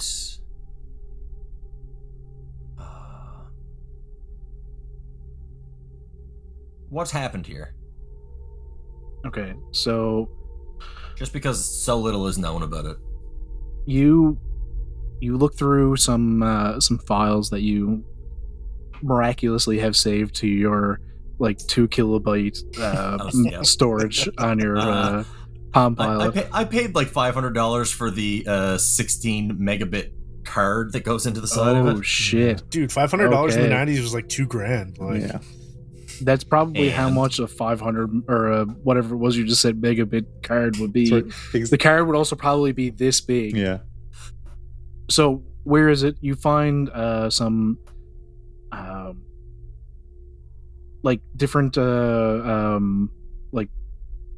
surveys from when your father purchased some land that the loop company was selling off, and although you don't find one that says where this house is, because of all of the other land that he bought around it, you figure out exactly which plot of land it's in. So it's fairly big, but you know pretty much where it is. Like if there's a house in this area in the woods, you're going to find it. There's an old dirt road that leads up to an area just I confuse myself with my cardinal directions, but it's north of Nor'easter, so it's a nor'easter location. And what happened here?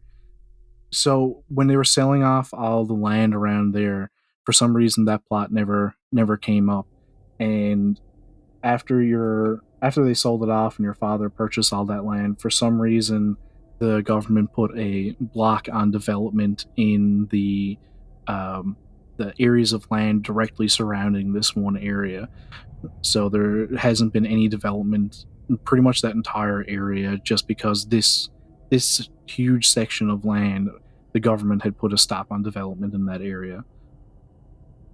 And you also know that it's fairly close, like not right next to it, but within a couple minutes drive from the building that used to be the entrance for the loop itself.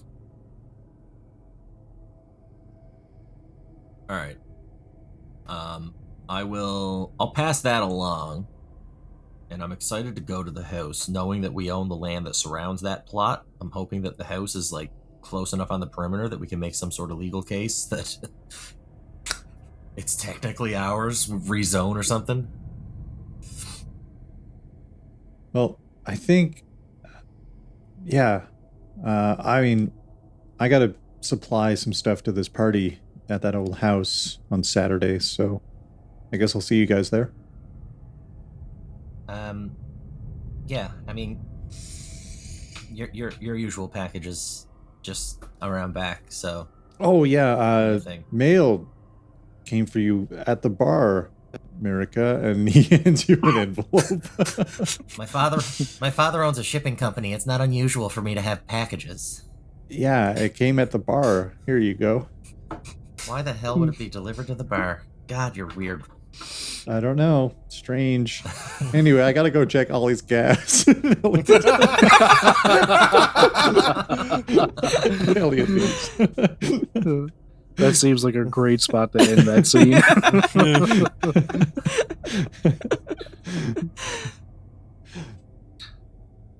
So it's Friday. It's out in the field, like the big sports field outside of the school, and everything is wonderfully decorated. You can clearly see where Ollie and his friends contributed, because it is poorly decorated. 17-year-old boy, man.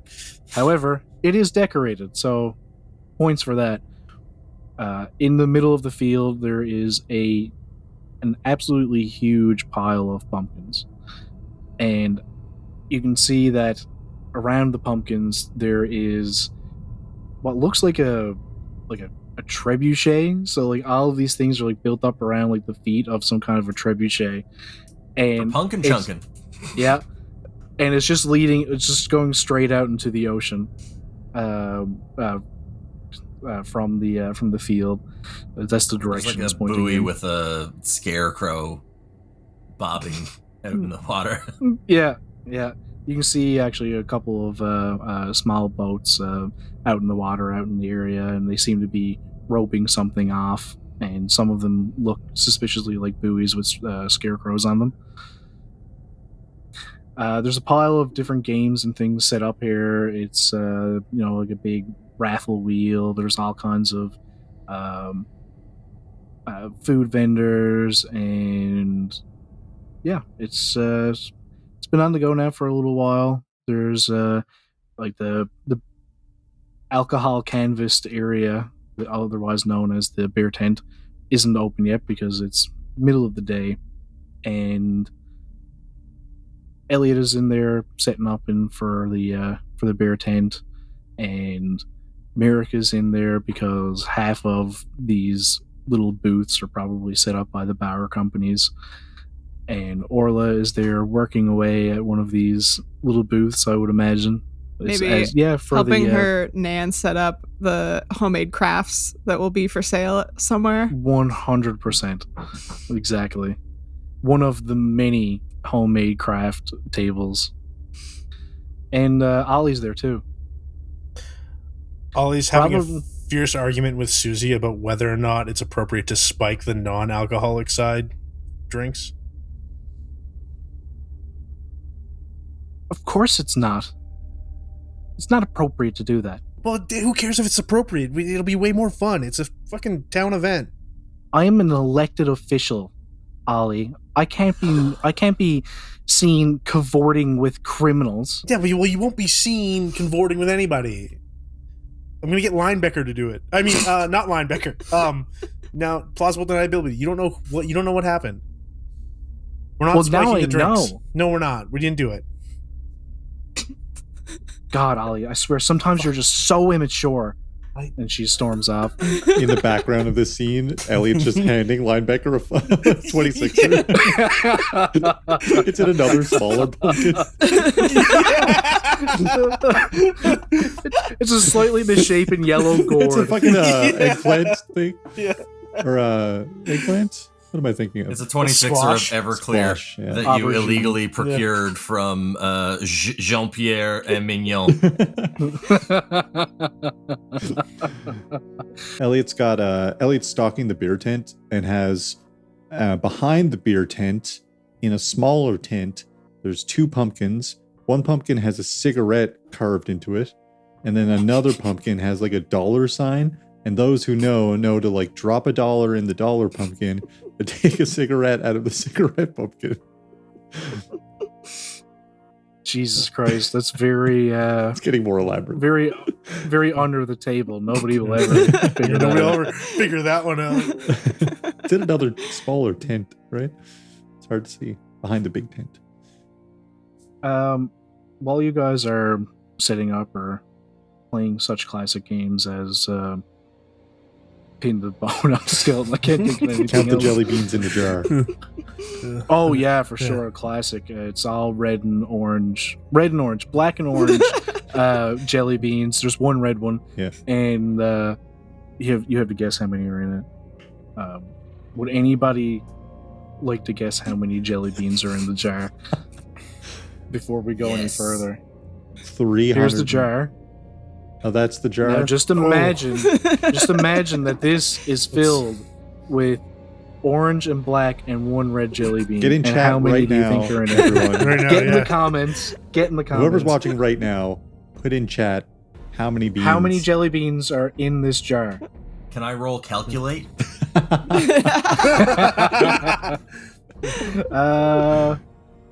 Calculate is more like technical objects like computers and your Palm Pilot. I'll use a calculator. But I'll say you can make an investigate. All right, fine. I'll roll 6 instead of 3. Elliot writes down 6,032 on the sheet, on the clipboard that's out front. 3 6s. Oh, Jesus. Holy shit. That's the roll you want to use that on? Yes. Fuck you. Now Patrick has to do up the fucking volume of that jar. Jar, figure out how many jelly beans are in it. See how many Not a chance. the average volume of one jelly bean takes up. So, you got how many successes? 3. 3. All right, you get 2 questions, and then you get How many beans are in the What is jar? you get 2 more questions, and then +1 bonus on 2 additional rolls when you use this information later. Why is there one red jelly bean?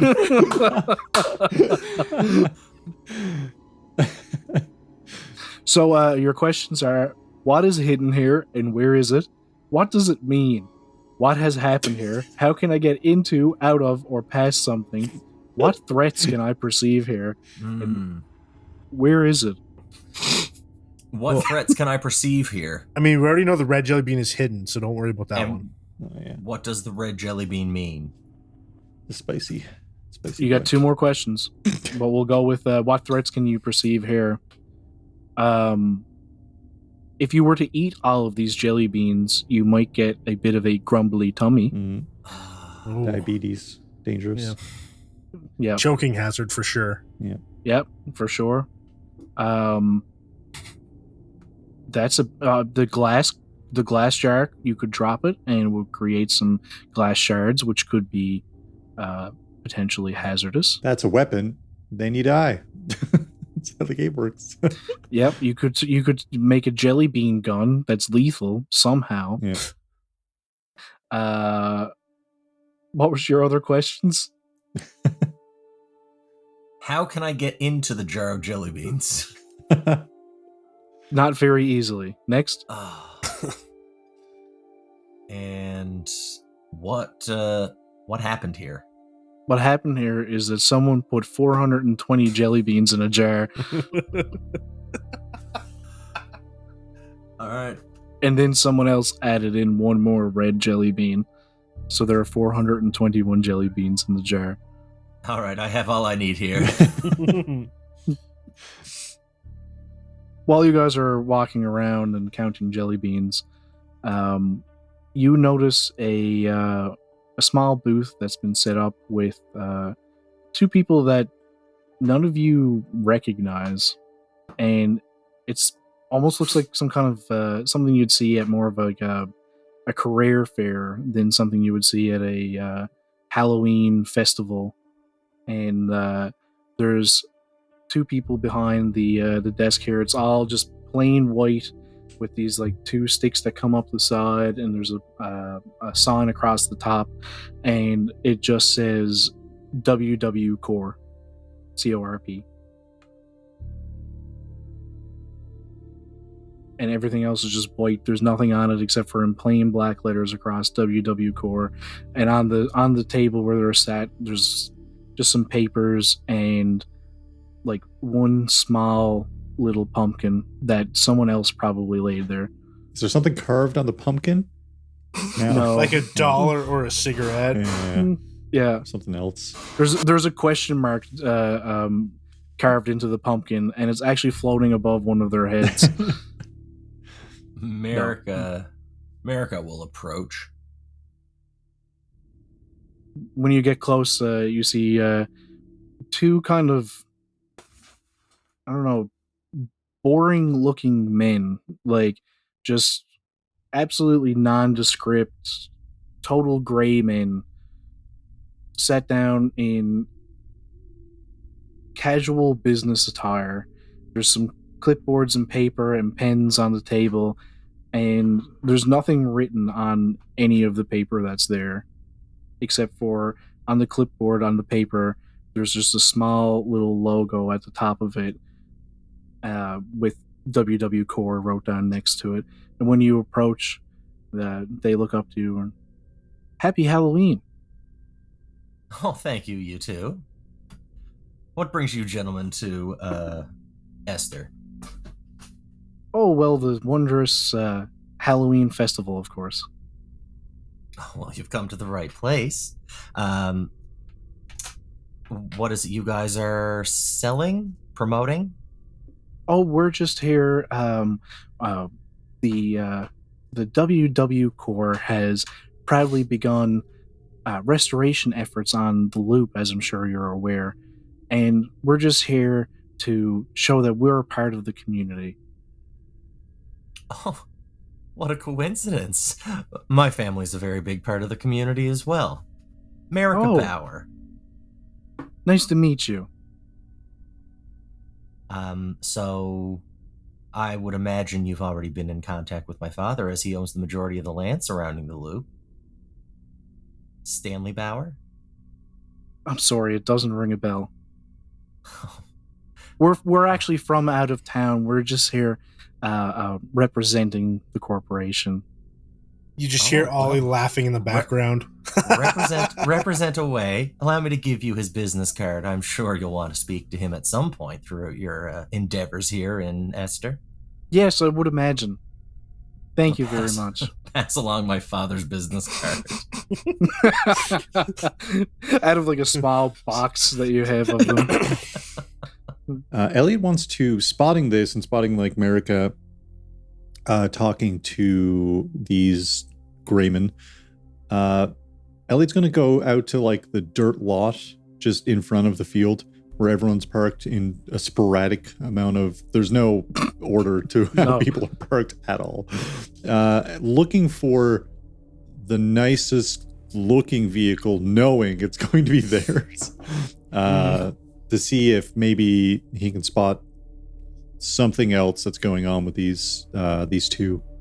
This random pop-up. Give me an investigate check. Ooh.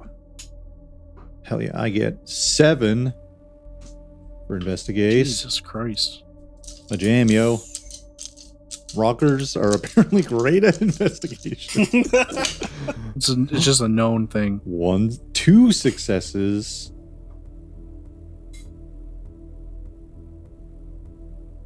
Oh, it sounded like you were going to continue on there. Oh, nope. Sorry. I thought he was 2.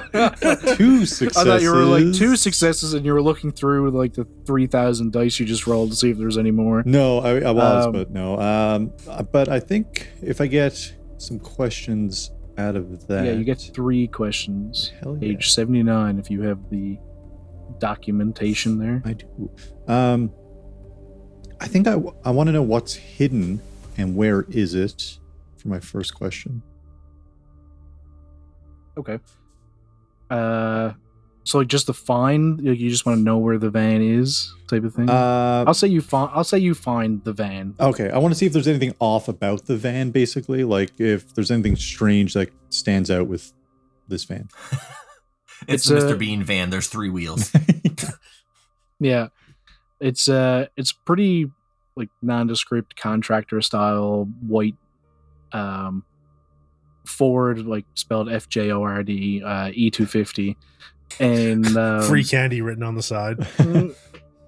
On the side is a pretty small logo with looks like a kind of like a stylized wolf head that's just like line work, and WW Core next to it. It's something like you stand for white. No. White wolf. So I'm close. Shocking. Someone got there. The WW Core, it's wrote so small that it's definitely not something that's meant to be like an advertisement of like, call this number and we'll fix your window panes or something. And there's like a barcode on the end of the where it says WW Core. The windows are completely blacked out, and are you going to try the doors? Yes. They are locked. Can my second question be, how can I get into this? It sure can. You could get the keys. You could pick the lock. Or, because it is the 90s that never was, you could try your hand at popping the hood and seeing if you can get into the electronics of the van. Or just like put my hands against the window. You could smash a window.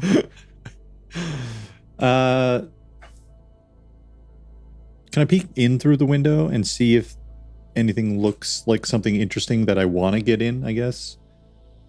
They're all like limo tinted out, even the windshield.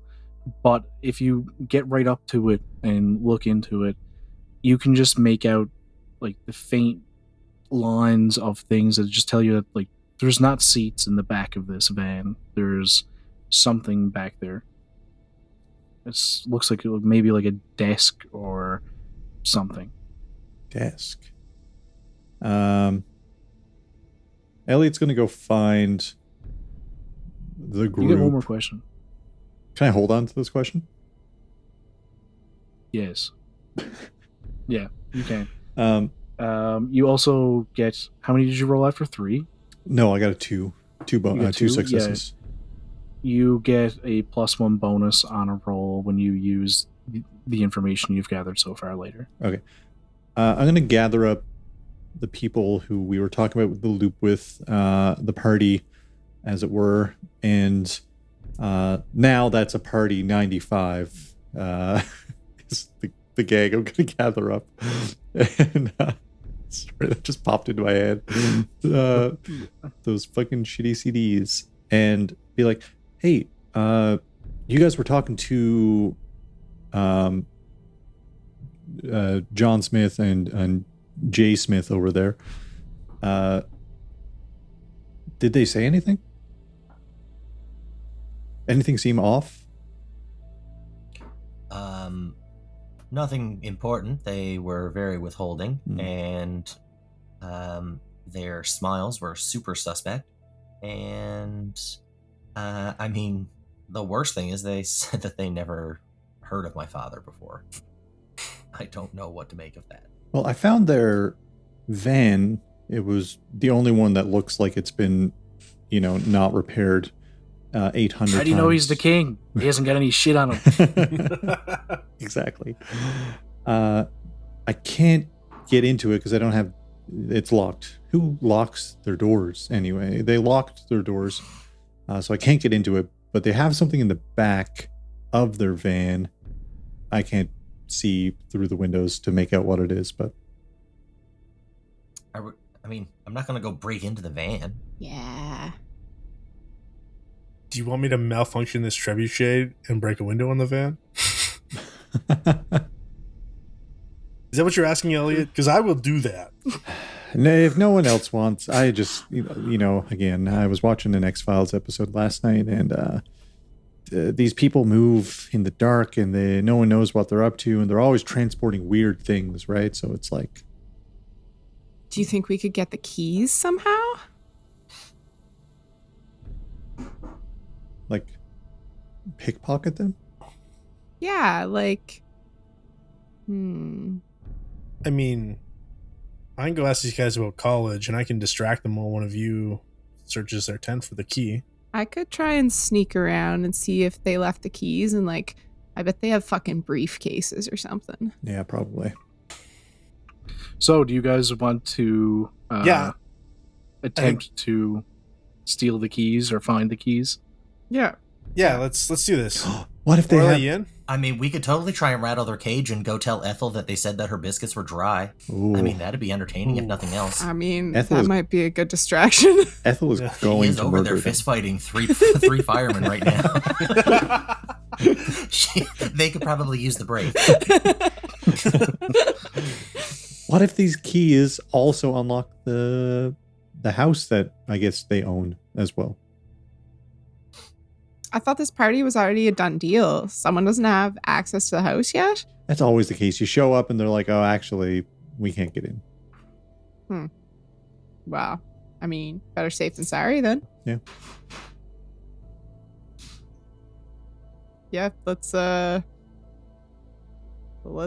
try and sneakily... All right, so you guys going to go enough. over yourselves, or are you going to go get Ethel? I mean, Ethel would be the best distraction if I'm being honest. Maybe we get Ollie to start, and then Rather than trying Merica, to pimp out Ollie. you kind of, keep an eye on the situation and send Ethel in as the big guns if they start to get suspicious. Ollie has All right. a bun. Ollie plays the bun on the desk, other booth. Yes. Oh, As right, like the plant setup. evidence. Nice. How did I Just not one think of bite that? taken out There's of it. one Yeah. tiny, and then spit back. No. Yeah. Okay, yeah, I'm down for that. I can lay a bun on their desk. Then I'll start chatting them up and slide it more towards their side. All right. So you walk over to. I'm gonna the, hang back until Ollie has like their full attention, and then I'll try and sneak somehow. All right. I'm gonna watch so- as best I can while maintaining eye to where Ethel is, so I can I have a bead on her, and I can get right to her. All right. And Elliot, are you doing anything at this time? Elliot's selling smokes outside the. Yeah, as Merica's backing up, she's just like, "You still have product to move. I wouldn't give up right now." Yeah, the grade 11ers are going to show up around now, so I should probably get the pumpkin stock.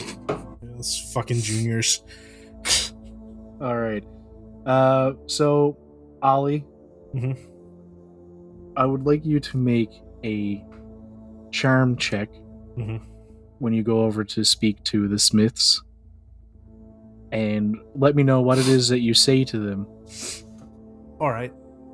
So Ollie walks up and just says, "Hey, I heard you guys are from out of town and might know have some job openings that are posted far, far away from here.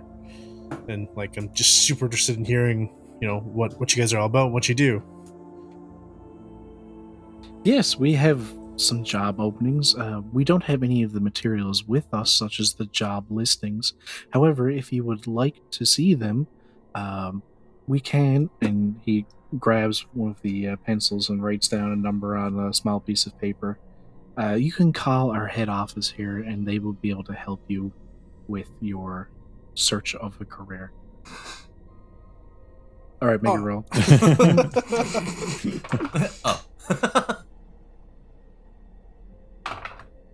Oh. That's 2 successes. Whoa. Ooh. Yeah, so I'll say you choose 2 of those effects. They'll keep believing you. You have formed a lasting relationship. They will take risks to help you. They will try to persuade others into believing you. They're frightened, confused, or impressed, or they're infatuated. I just want them to... I would say they're not infatuated with you. Fuck. I want them to keep believing me. Okay. And that they'll take a risk to try and help me. So rather than saying there's no information we have for you, they'll risk going outside the box to keep the conversation going. Okay. All right. So John or Jay, you're not sure which, looks at you. Unfortunately, we do not. However, John has the keys, and perhaps you would be willing to check in the van to see if we have any additional materials for this young man. I like how even they don't know. Yeah. John? Jay. Are you thinking what I'm thinking, B1? I think I am B2. Jingleheimer. So very loudly, I think, "Oh, John, Jay, do you just want me to come with you to the van with the keys?" No, I don't believe that will be necessary. I will return momentarily. Awesome. And the man on your right stands up and opens up a briefcase from underneath the table and takes out the keys, closes the briefcase, puts them back underneath the table, all very efficiently, and starts walking towards the van. Elliot's for sure going to follow. The other one's just there. I just I can't see you, Josh. Oh, I'm staring at the camera. yeah, I'm just smiling back, shifting my eyes from left to right. I would say Orla would have been thinking of a backup plan and would have a large tray of biscuits ready to accidentally run into this man, but she's trying to now catch Elliot's eye to be like, is this even worth it? Like, do we still want the keys? Make a contact check. Ooh, I didn't think that one was going to come up. I'm okay in that.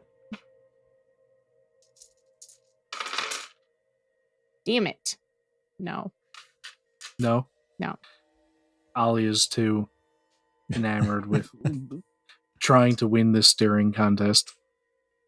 I was trying to catch Elliot's eye because he saw into the van. I'm stupid. Yeah. Sorry.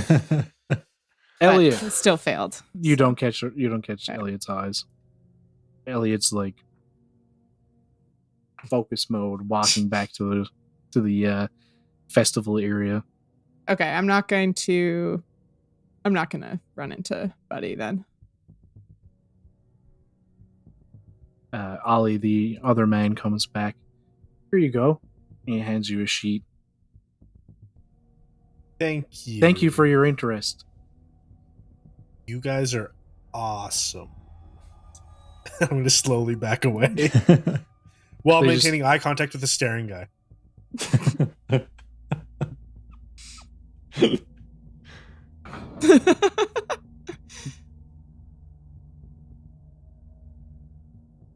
There's nothing on the sheet of paper. I just flip it over and over. Like, is it like just that logo on the top again? Is it hidden ink? Can you hold it up to the sun? And yo, Elliot, you got a lighter? Yeah. Here.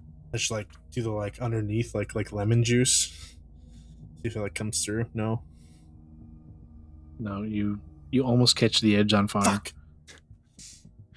No, I think he just gave me a blank sheet of paper. I think this place is not real. The house? No, this fucking corporation, whatever the hell it is. Well, they're owned by they're associated with the Loop, right? Yeah, I don't know. They just had no information. I mean, I even put on my best smile and they didn't even say shit to me. Fuck these guys.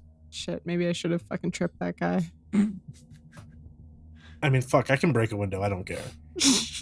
Well, this, I don't think we need to break a window, but I definitely think we need to follow these guys when they leave here tonight, find out where they're staying. What if they just leave town? I have a full tank of gas. Okay. I mean, we won't all fit in Elliot's car. No, and also I live my life not comfortably, a quarter tank at a time, so. Jesus Christ. Perfect.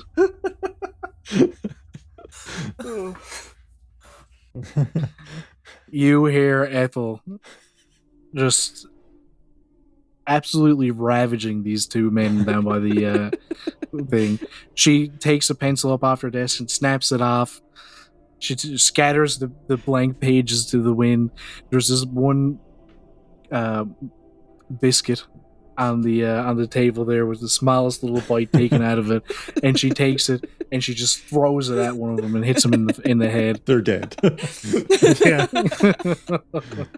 They are scarred 6 times. Okay, maybe at this point Orla will get the gumption to actually try and do something sneaky, and while Ethel is causing a large commotion, Orla will try to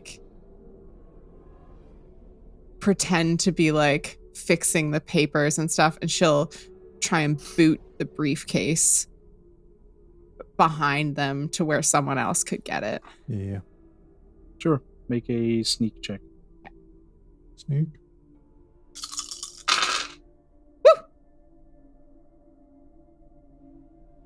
Three sixes. Holy shit. Okay, so sneak is the ability to hide, sneak, or steal. You do all 3 of those. You can give 1 success to another teen acting at the same time, or a +1 bonus die to a later roll relating to this one. Okay. You find something unexpected or more of what you were looking for. Okay. You get 3 of these. Well, I'll say you get 2 of them. I'll say one of them is the success to get it away. To get it away from them, yeah. Okay. if So someone you have the briefcase on you. Okay, I have it.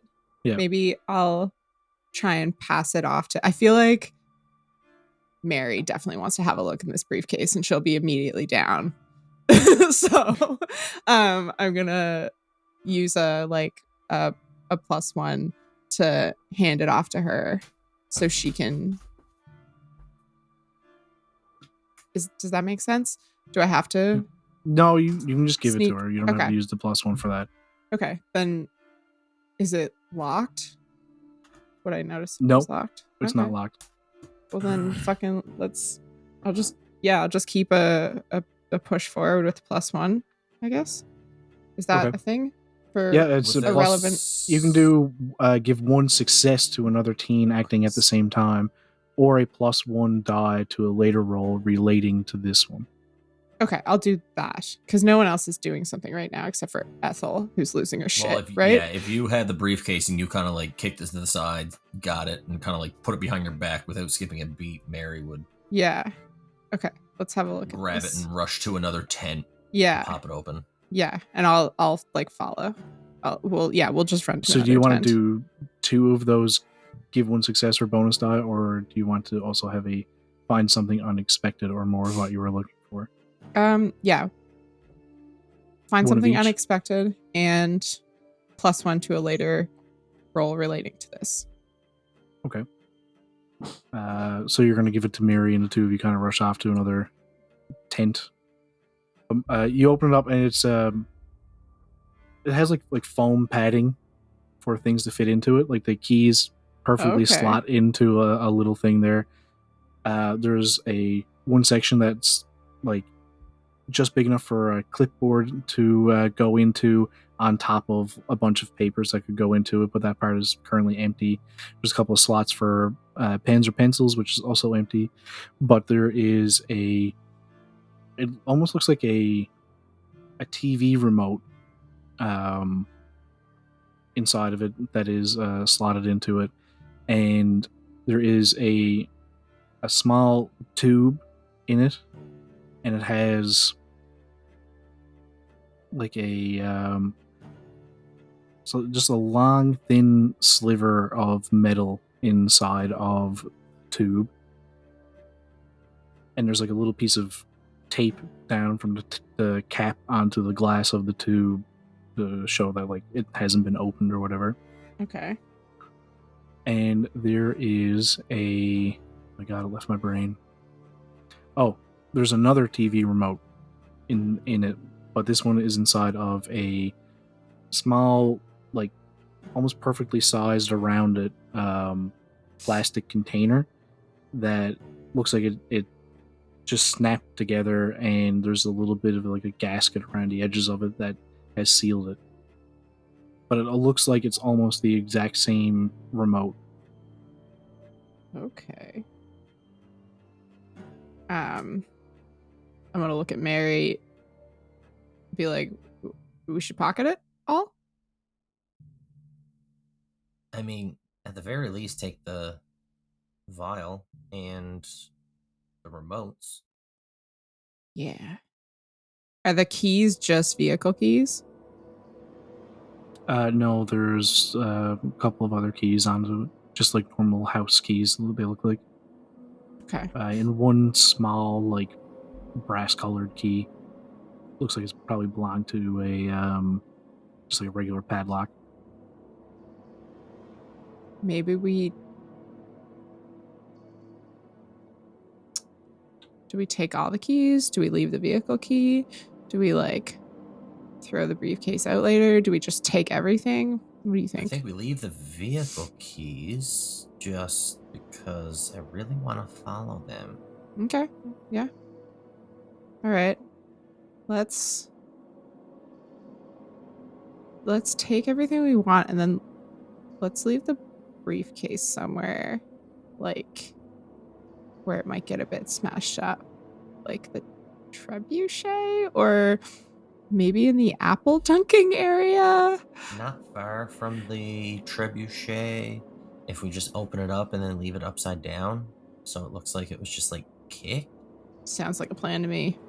Maybe Elliot has a pumpkin with a briefcase carved into it. Elliot's back there, like, carving a new one.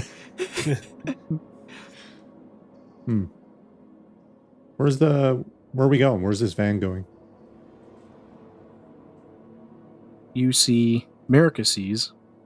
She knows inherently where this van is, and she senses the vibration of the engine start up from that amazing roll earlier. No, you see the two guys get into the van, and you can see on their way up they're having a heated argument, which seems really strange because they were very earlier. And I gave a blank face for those listening. And they get into the van and start to drive off. As do we. Turn the lights off. Turn the lights off. No headlights. Ghost ride. What? Turn your lights off, man. Mary, jeez. You never watched the X-Files? How are you supposed to follow things? Yeah. No, I didn't watch the X-Files. Good. They're in season 4 right now. It's getting intense. I love that you Googled that. What? Or do you know that? Google? I just guessed. I don't know. Oh, okay. Let us know in the comments what season X-Files was on in 1998. Yeah. And whether it was on one of the 3 channels that we would have gotten with bunny ears. Yeah. We get Fox. Yeah, I was going to say for sure on Fox, yeah. You guys start following the van, and it turns in the direction to go towards town. I was right. Sorry. Wow. Towards town? Yeah. Okay. Which is also the direction of where the loop is and the direction where that house would be. Okay. What's the furthest distance I can keep from them without losing them? I mean, you don't need to. That's what I try and stay on. I will say, give me a move check, but I'll give you +2 on it. All right. From your roll earlier, just for free. I put 1 into move because I do run track. And how many am I getting? +1 or 2? +2. +2.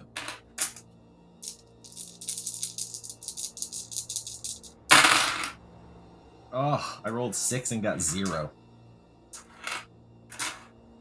What? You got no successes, you mean? None. Yeah, no, I Oh, rolled okay. 6 and got no successes. Oh, okay.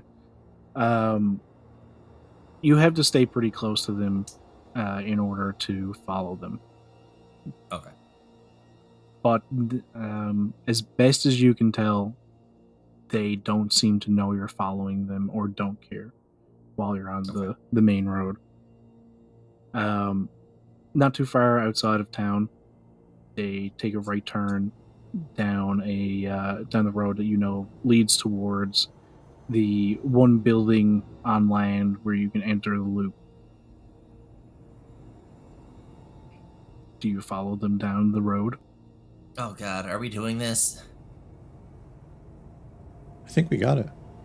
I mean, I really don't want to miss that party tomorrow. Well, at least we'll have a story. Let's All maybe, if there's only one place they can go down that road, is that true? Hold. Like, should we wait and then we could like follow in a minute? Yeah, there's nothing else down that road other than the building that used to be Alright, the let's entrance to hang the back. loop. Yeah, but I mean, if we hang back too long, are we gonna try and follow them into the building? Like, if we know where they're going, we know what's down there. Like, the only way we can get in the building is if we follow them through the open door. Where can you see the loop from? Do you think it'll light up when they go in? I drove by it the other night. Yeah, maybe that was them inside. Oh, that makes a lot shit. of sense. What are they doing in the loop? I mean, that's what we're trying to find out. So are you guys going to follow them, or do you want to stay up and see if they come back up, or wait for them to come back up? How long's Well, the let's- road? Could we sneak sneakier and without a vehicle? You could walk down there. It's not very far. It's kind of, it's not like super forested or anything, but it is. There are trees in the area. You're going into a more wooded area towards town. If we follow on foot, we could pretend we were just going to get drunk in the woods. Good point. Oh, yeah. That is true. All right, on let's- foot. Yeah. All I right. pull off onto the shoulder a little ways before the turnoff, probably like 200-300 feet back Okay. before the turnoff, and then we'll walk in. I'd like everybody to give me a sneak check. No problem, boss. Big Is anybody problem. bad at sneak? Yes. I give my 2 bonus dice to Elliot. I'm so bad at sneak. You can have 2 bonus dice. Hell yeah. I'm not super great at it either, but Did I already use my plot? Can this be related to the briefcase? Yeah, sure. Sick. yeah. Yes. I rolled 3 and got 1 success. I rolled 6 and only got 1 success. Okay. I rolled 3 and they were failure. This one was cocked, so let's fingers crossed. Nope. I rolled 4 and got 2 successes. Ooh. Hey. Okay. You can give 1 success to another teen acting at the same time. Yeah, I'll give it to Elliot. I'll just I do that figured right that's away. what was going to Yeah. happen. All right, you guys start making your way down towards the one building on land that used to serve as the entrance for employees to the loop, and you're kind of taking your time going down through, making sure that you're not heard or seen by these people in the van. And as you get down closer to the actual building itself, you see the van is there parked with the lights on, and you can just barely make out the figures of the 2 people there standing at the gate, and they seem to be talking and trying to figure something out. They're going back and forth, and you see one of them goes back to the van, and they come back out, kind of like shaking their head.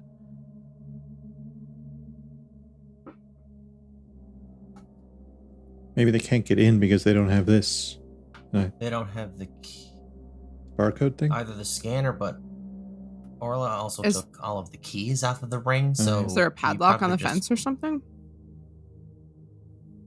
You can't tell from here.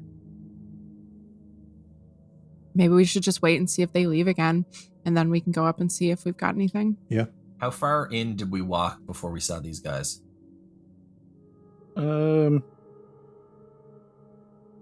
I would say probably like a kilometer.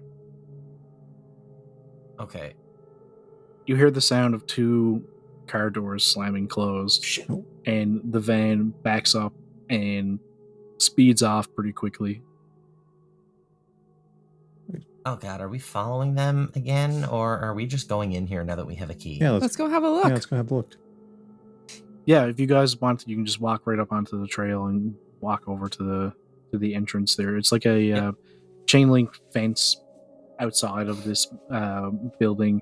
The fence goes right down to the ocean, where you can see like basically like rock walls built up far enough out that someone could climb over it, but it would be an awful effort, and there's probably something else there in addition to the gate. Can we look for cameras?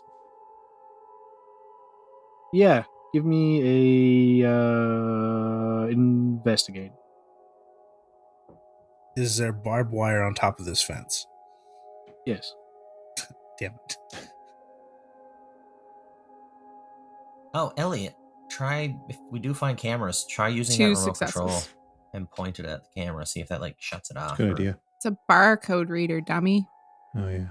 What about the other one? Yeah, but it projects a barcode as well, like a remote control. Like you understand how remote controls work. They work with tiny barcodes. We all know this. Yeah. Listen, when I was younger, I had to use a remote control. We have voice activated now. Well, I had to get up.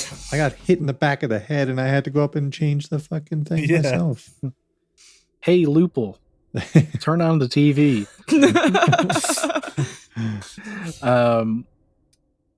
Orla, you get to ask 2 questions on page 79 if you have the documentation. What is hidden here and where is it? What does it mean? What has happened here? How can I get into, out of, past something? What threats can I perceive here and where is it? Okay. What threats can I perceive here? Okay. And how can we get into / past the fence? So the threats you perceive are the barbed wire from one at the top of the fence. It would definitely be an issue trying to climb over the fence. But you also do spot a camera. There is not too far behind the fence is the actual building itself. It's kind of looks like a rundown old shack that someone would have for like they would have it on land and then there would be a dock coming off of it, you know what I mean? And there's no dock on the other side of it, but it's just like rusted old metal, like vertical siding, and kind of looks like shit, to be honest. But there's this one camera in the corner that's like one of those dome ones, and you can see just the faintest little red light flipping on it. So you don't know if somebody's watching that or if it's just something that records, so that would be possibly a threat. How can you get into or how can you get past the chain link fence? You could climb it. You're pretty sure you saw some kind of a Prison Break movie at one point in time where people did something to the barbed wire fence, but you're not sure if you remember exactly what it is. You could cut the fence itself to get in there if you had the proper tool. And as you walk up closer to it, you see at the gate that's there is a small little terminal, like a little pin pad, and there also appears to be a physical lock on the gate as well. Does it? You could swim out into the ocean and swim around. You could climb the rocks. You're not sure if there's anything blocking. You can see that the barbed wire fence does end at the rock wall that leads out into the ocean. I've got a bunch of keys from that briefcase. Yep. Is there one that's like the same make as the lock or something? If you want to get close enough to the lock to have a look, then you can definitely see if it's like the same brand. I'll point out the camera to everyone. Do you guys want to go still? Would I have my iconic item with me? I don't see why Ollie wouldn't have his hockey stick with him now. Okay, good. Because I could hit the camera and turn it a different direction. That's a good idea. It's one of those dome ones. I could You probably have to like smash it. I could shatter the glass so it's all spiderwebby and it can't see anything. Oh, yeah. I think that's a high sticking penalty. Do you play baseball? Yeah, that's a summer sport. Throw a rock or something. As you say, I drop a puck and slap shot it into the... Yeah. Classic. Yeah. Do we know, based on where the light is, like that little blinking light, like... Yep. Maybe we just say fuck it. Typically that's inside the dome, right? Yep. And it's typically like posted on like the side of the camera. So can I tell based on where the blinking is what direction it's pointed at, or is this a moving camera? I'll give you another comprehend check. Can I use a +1 on this one? Yeah.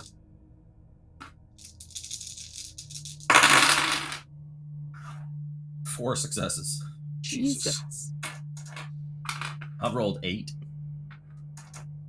Jesus Christ. Yeah, you know that camera isn't pointed at the gate. It is pointed directly down at where the door is inside of the gate.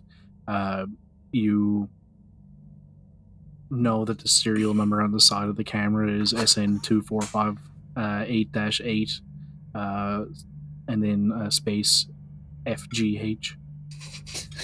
Yeah. It is Japanese made, and it is hooked up to the internal electronics, and it is most likely recording, not being monitored. Okay. All that information gets passed along. All right, let's go. Orla walks up to see if she can.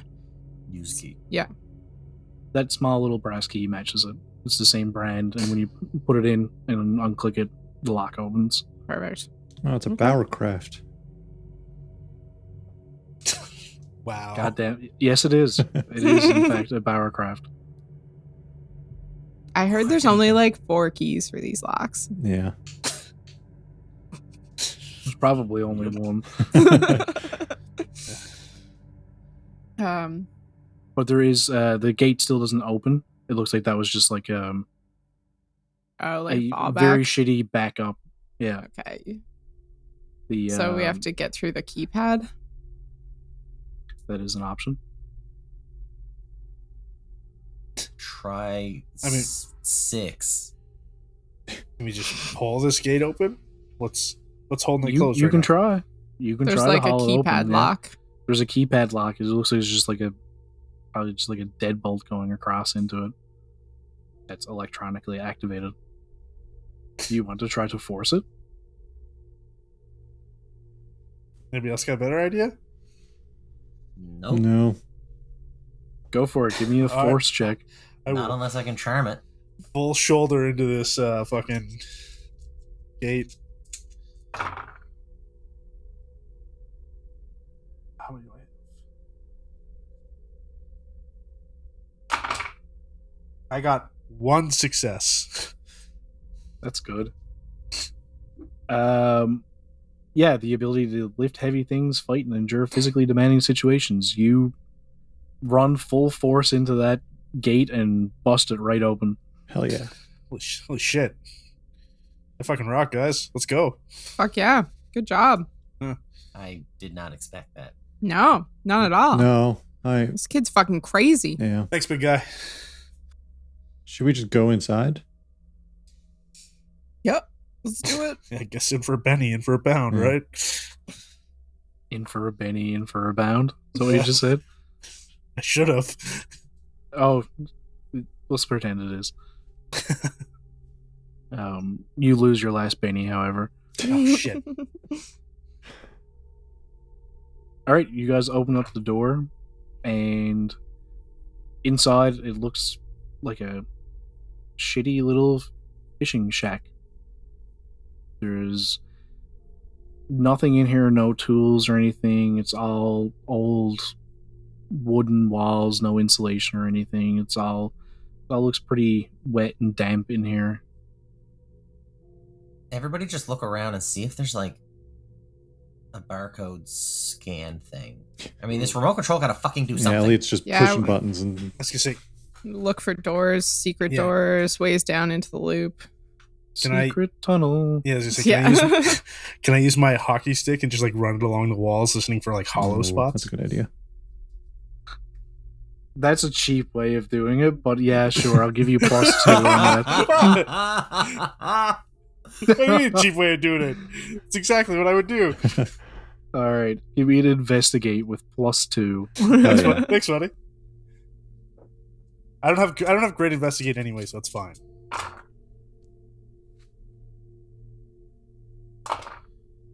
One success. Hey. One success. You hit the hockey stick off the walls a couple times, and mostly you just hear like the sound of rotting wood, and you can hear it sometimes when you hit, you're actually shaking the outside metal siding of the building.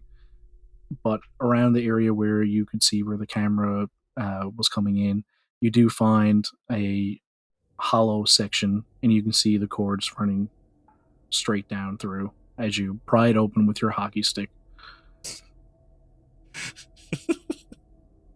Hey, this is a great item to have. Okay. Hey guys, I think I might have found something. Maybe you should play some sports and carry around a hockey stick with you everywhere you go. Might be helpful. Yeah, I'll really take that forward in life. Cool. You can carry +1 hockey stick. Yeah. All right, let's see what he found. Yes. Does it seem like a door? There's no door there, but you can tell that it's leading underneath the floor of this little shack. So that seems like the only way out of... There's no, like, obvious other exit from this shack other than the door we came in, right? No, there's no windows, no other doors or anything. Okay. There's absolutely nothing in here. It's just bare. Okay. Keypads? Barcode scanners? Absolutely nothing. Nothing that you can see. Just wood.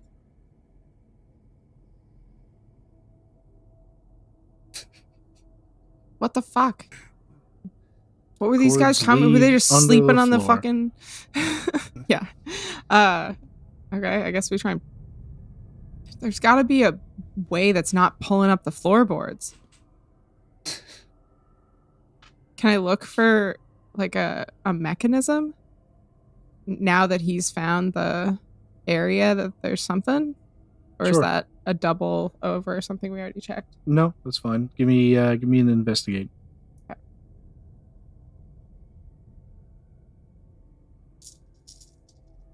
Okay. One success. Hey. One success. You kind of start just feeling around on the floor. You're getting pretty dirty doing it, but it has to lead somewhere. And eventually you find, pretty well hidden, is a pretty wide, like probably 3 foot wide square that just is just a seamless, not seamless, but very hard to see seam of the what seemingly is rotten wood flooring. And on one point of it, you can see there's an indentation that is just too perfectly rectangular for it to have been some kind of damage done to the floor. Hey, Elliot. Stick the remote control in. Yeah. I do the thing. I stick the remote in. Okay. Are you just gonna stick it in or turn it on? Pull the trigger.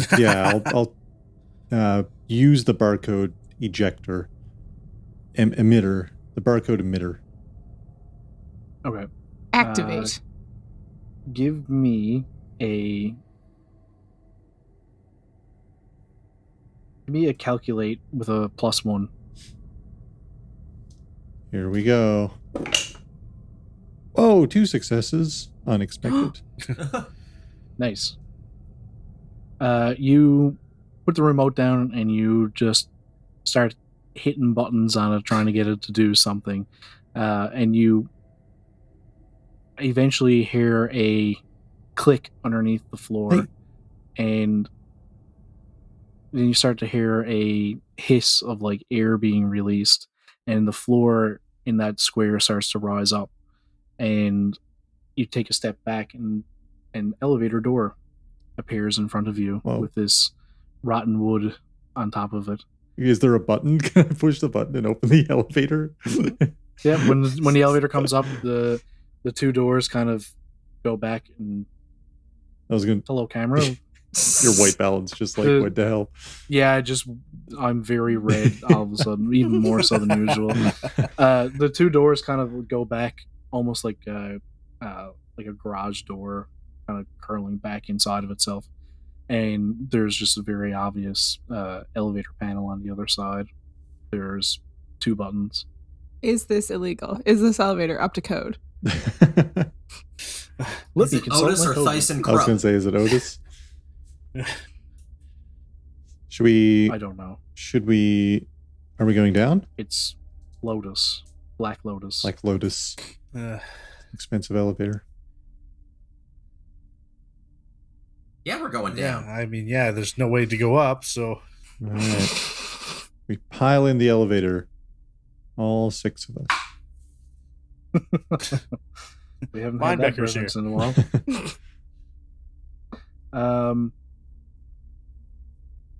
All right, you get into the elevator, and you can all fit in there pretty snugly. And you hit the button, and you hear the doors close, and the elevator starts to go down. into the I loop. guess like we might be going too far with this right now. I'm feeling a bit weird. Like, not gonna lie, this feels like breaking and entering a little bit. Well, it is. Yeah, I don't know how they don't know who my father is. Yeah. I'm not worried that. Yeah, That's the main mystery here. Yeah. You guys are under 18 anyway. You're not going to get anything for this. So the elevator is continuing to go down. as God, you how guys- far does this elevator It is go? going down pretty deep. You think we'll And come all out? you hear is the sound of the elevator moving. You hear a bit of a slosh as the elevator comes to a stop. And when the doors curl back, a probably like an ankle height level of very cold water comes around your shoes. Gross. It's very dark. It's there's lights flickering there, those long tube lights. There's a couple of them. There's one that's hung down and it's touching into the water. That one's not on, but there's a couple there that are flickering. It looks like it was just regular. It looks like a regular office building that you could walk into in town anywhere, but it's very dark, dingy, musty, very wet. You can see the drywall on the walls is kind of curled back in some areas, and it looks like a lot of different like office sections. There's like glass panes along the walls. You can see like different office rooms or like meeting rooms type of thing. And at the end of this first hallway, there is like a central desk area, and there's a sign on the wall that says White Wolf, and there's that same logo but more embellished. Those two boys were awful well dressed to come down to a place that's full of fucking scummy water where the lights don't work. They're What were they even coming here for? gonna get soaked, for sure.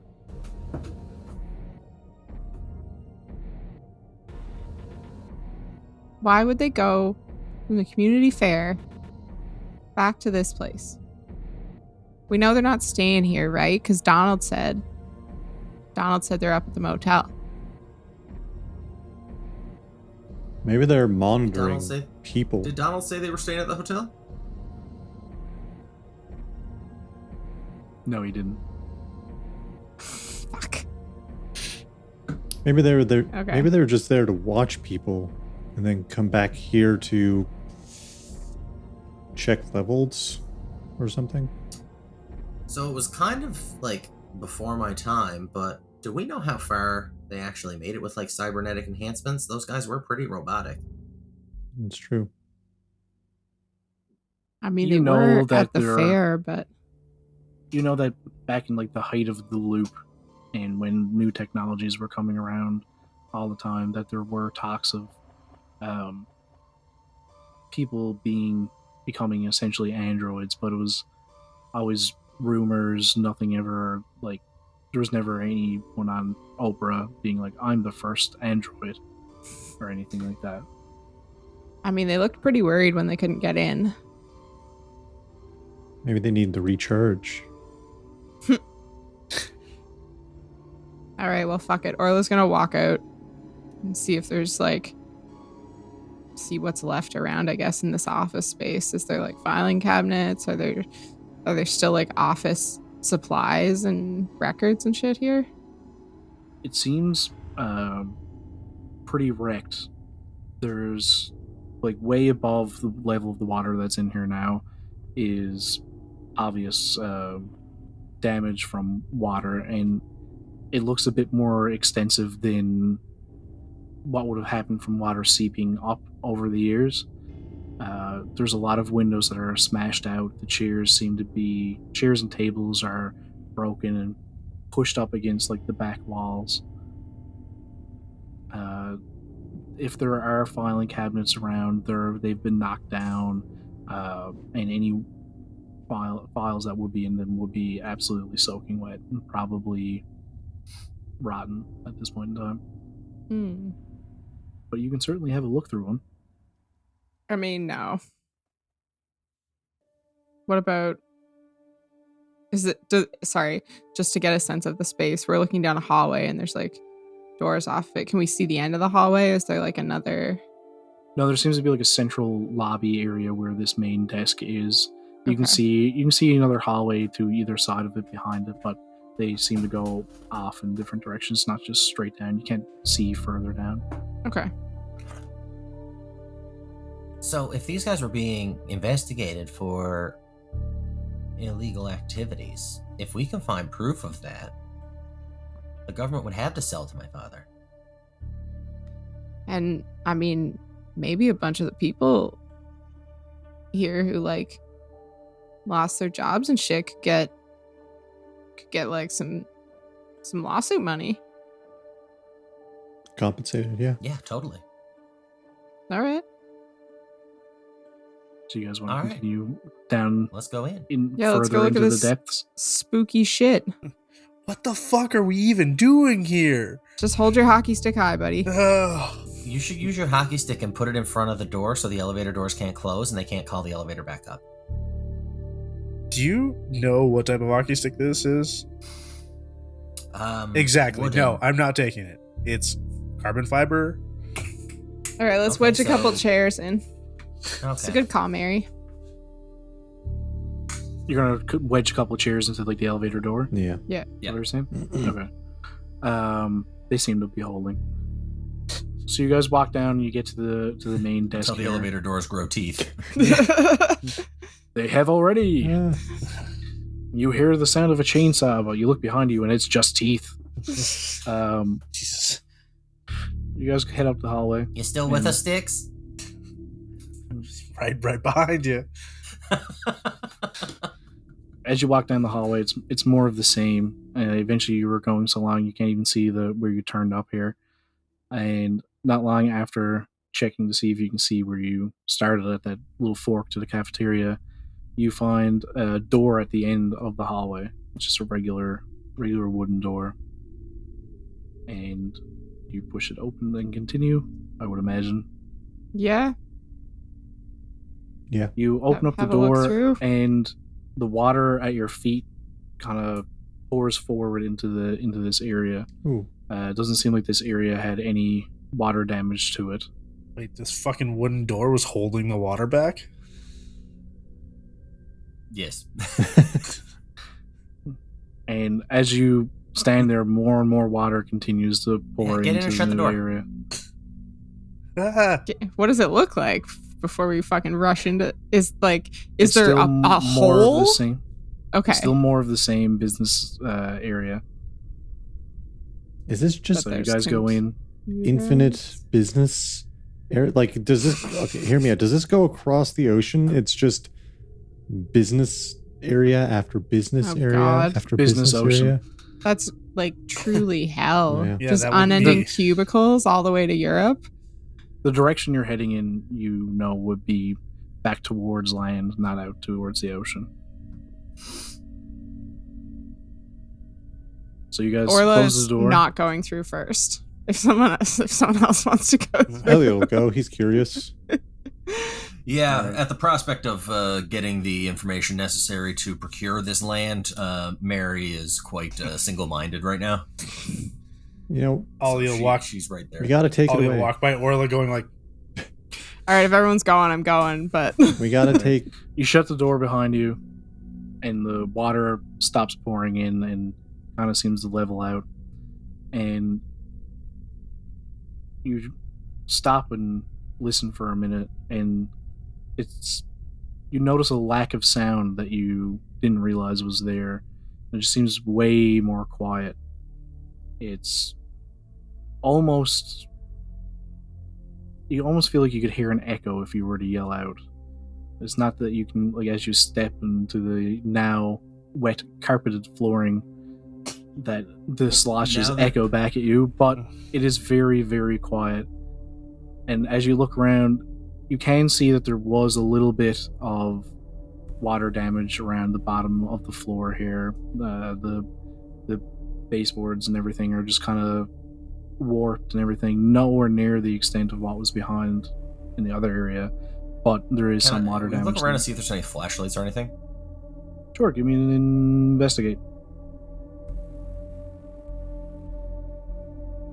I'm curious if there's any. Lighting in this area, sorry, I forgot, is solid and working well. So no, you wouldn't have to look for flashlights. Oh, okay. I was just imagining like that flickering light stuff still happening. No, I forgot to mention the flickering lights stop in this area. I mean, I'll still do it just in case we do run out. I got one success. Okay. You start looking through the rooms here. They're all in very good order.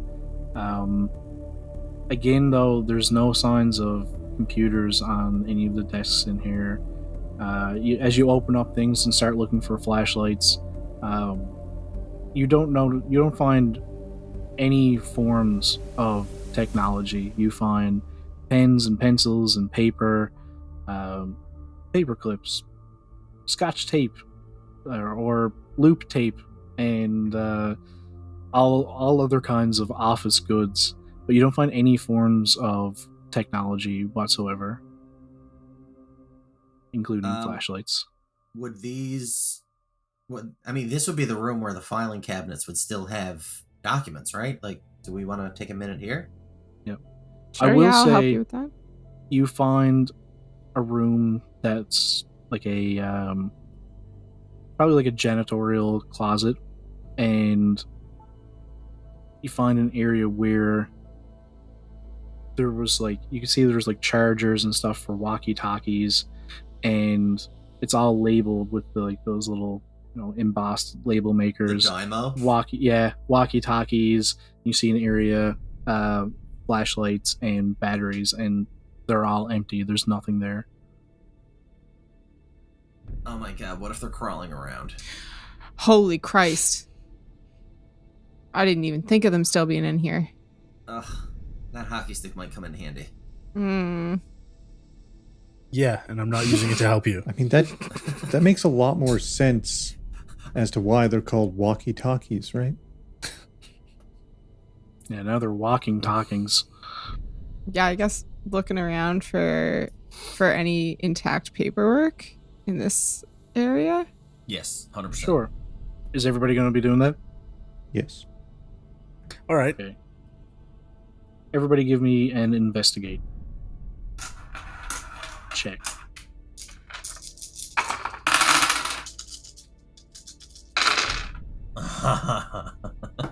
One success. 1. 0. What did you get, Elliot? I got 1 success. Okay. 2. And Merica? 2? 2. Yeah. All right. So you find a lot of documents, and you go through them all, and there's no like top headers on any of the documents saying any business names or anything. There's a lot of different names, none of them you recognize, signed on a lot of them. There's an awful lot of it seems to be like really technical jargon. You see a couple with like chemical compounds and things listed. Come across some inventory lists that have things with different types of chemicals and things. You find a couple of documents about what's the word? Volunteers, and some of the names seem familiar, but they seem like more local names, but none of them, like, it's like they're ringing a distant bell, but none of them are like people you know. You don't find anything Do you mean like in the sense that, like, all right, I grew up on a place called, I grew up on Gower Street, but I don't know anybody with the last name Gower? Yeah, kind of like that, but also kind of Or like there's a Tiller building, but I don't know anybody last name Tiller. Yeah, it's like, there's an awful lot of people in the area with the last name Carey or Murphy, and there's a lot of Careys and Murphys on here, but none of the names are of people that you know. There's a lot of local names, and none of them really ring a bell. You do find one document with a header on it, Merica, you find it. And it is White Wolf Core, and it is that same logo that was on the front, over the front desk there, the old style one. And it seems like there was a lot of stuff like scratched out on it, and it looks like it was kind of like a draft, and it was some kind of a formal apology for an atrocity that occurred. And you notice the date on it is like probably a year before the loop was shut down. Culpability. Thank you. I want to. Orla's got some suspicions because her real thing with these folktales is that she thinks all these fairy tales are actually true, and she's gonna figure out like what ones are true. So these names. Is there any overlap in her notebook of stories that the old folks have told about like people who were taken by the fairies or something? Give me a comprehend with +3. Okay.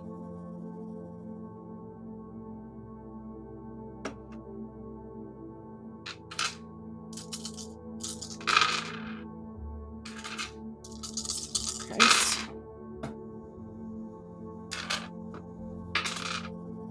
One success. One success. Just rolled. How many did you 11. roll? 11. Wow. Wow. You gotta cut out getting all those Amherst dice. They're I don't cursed. even have them. Even worse, I'm Just rolling Amherst 3 dice are of great. my own. Hey, listen, I've only been exclusively rolling Hammer's dice, and it hasn't been doing me favorable. I'm cursed. There is a kind of staggering amount of overlap. You don't have too many stories from old people who claim that they know people or knew of people specifically named that were taken by fairies, but of the ones that you do have, all of their names seem to line up with these lists of people that are on the volunteer list. There's something going on here, guys. I mean, it turns out it's maybe not exactly what I thought was going on here when I was writing all this stuff down, but I mean, I guess a couple of the old folks in town are even less senile than we thought. Well, let's not jump to conclusions. Most of them are still pretty useless, but there's one name there that really, it's kind of like blows your mind a little bit, because it's the one person who gave you an actual name, saying that their brother was taken, but nobody, this woman who unfortunately has passed at this point in time, nobody ever believed she ever had a brother, but she claims that her brother was taken by the fairies when they were younger. That's exactly what they always say. All right. Yeah. I mean, that's even more twisted, right? Like, people grew up with her. Like, her childhood friends are still around. They should have known if she had a brother. Yeah. Fuck, even... I wish I could talk to... Did I even give my goddamn anchor a name? I didn't. No. My anchor is the public archivist in town who works at the library. So I'm going to make a note in my notebook to go talk to her next chance I get, I guess. Probably not open on Saturdays. Probably not fucking open on Sundays or Mondays either. But... Closed by this point in the evening. Yeah. On that shocking revelation, what would you guys like to do now? I say we can get the fuck out. Yeah. All right. We'll call that the end of the scene. That was a long scene. Let's say I would imagine you guys are going to go up to the house. But what time are you guys going to go up to the house? Are you going to go there for in the evening when everyone was planning to go to the party, like around the time when the children start to go trick-or-treating just before dark? Or are you going to go up in the middle of the day? I know Orla's going to be at the cafe that day, so I would likely go to Orla and say I think that we should go up there like now and just kind of scout the place before people start showing up and putting all of their shit around. Like, yeah, man, I'm down. I mean, even if we only go for like a half hour just to kind of check holiday it out. Hours on the cafe, and I'll just close early. Luckily, Ethel isn't in on Saturdays. Yeah, approved. All right. Okay, yeah. I have no power to do that, but I'll just deal with my mother and father later. I do have the keys, so I can fully lock up, but let's pit stop and grab all our shit so that we have our stuff for the party in case. I feel like we're gonna have to cut it short here, and we'll have one little final scene before we reconvene to finish it off. And I feel like you guys all meet up, decide to go up to this area to find this house where the party's supposed to be earlier than other people would be going up there for the actual party. However, just in case people start to show up or people are already there, you've all decided to wear your Halloween costumes. So you're all in Merica's car. Sorry, Jeep Grand Cherokee. And Jeep Cherokee Limited, yes. Jeep is spelled Loop in this one. And yes. You make your way up the road up towards the area where that plot of land is. And as you drive up, it's just a dirt road. There's nothing around. You can see overgrown trails. You see a couple of overgrown what used to be driveways, but there's just nothing left there. Little ruins of cabins or something. As you make your way up, you find one that it's an overgrown driveway, much the same, but it's very heavily wooded and you can't see where it leads. But you can see that there's been recent activity up here. There's some ATV trail signs. There's some signs of other vehicles being up here, footprints. Seems like there's been an awful lot of activity in this area. And you feel like this is probably where this cabin or this house is for the party. Are you going to drive up there in the Cherokee? Or yes. Are you going to get out and walk up? Alright. So you could drive up, and there is an old blue house with a 2-story house with just a regular, like almost like a salt box house, yeah. Yeah. But there's a small little porch on the front covered over, and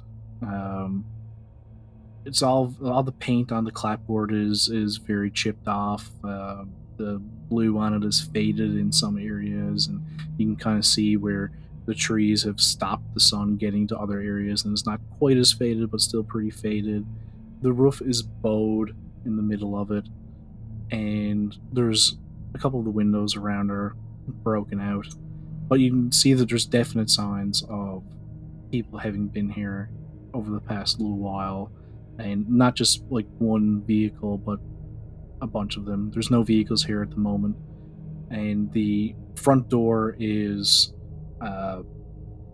you can see it's open a little bit, but it's also on a tilt, so it looks like it's kind of off of its hinges and just laid where it is. And you all step out of the Cherokee to enter the house, and I would like you all to tell me what your Halloween costumes are. All right. Orla's got on like a sort of like a grunge outfit. So she's got on combat boots, and she's got on like a slip dress that looks kind of like lingerie, and then on top of that she's got a big plaid because it's the 90s. But most importantly, her actual costume on top of all of that is she's just wearing a onesie that looks like a seal. And she's dressed as a Selkie because they can take their skin off and become a normal woman. So Wow. she's copped out of this Halloween costume, knowing that even if she walks around without the outer part of her costume on, she can say that she left her seal skin somewhere hidden, which is exactly within the folklore. That's hilarious. Elliot has he's got his guitar still, and he's wearing still has his jean jacket and stuff like that, but he's got a red and black striped sweater on underneath that it's torn up a bit, and then on his right hand he has the claw from Freddy Nightmare on Elm Street, and then that was the effort that he went through for for Halloween. He's like, yeah, I'm Freddy, look at this. Spooky. Dreams and shit. Ollie? Ollie is dressed up. He's got a bright orange tank top on with a bright red bandana, and he's dressed up as Hulk Hogan from WrestleMania 6 that happened in 1990. So to go with his hockey stick that is now tied, strapped to his back, he also has a folding chair that he's carrying around. All right, brother. Yeah, exactly. Give him the chair. So yeah, that's Ollie. Amazing. Merica? Merica is dressed as Wednesday from Addams Family. Addams Family Values, which is secretly one of her favorite movies, but Nice. she really relates to Wednesday on a lot of levels. So That's amazing. That's quite the striking assortment of characters heading into what they probably know is a house connected to some pretty spooky shit happening out in the loop under the ocean. And I guess we're gonna call it there for now. Da, da, da, da, da.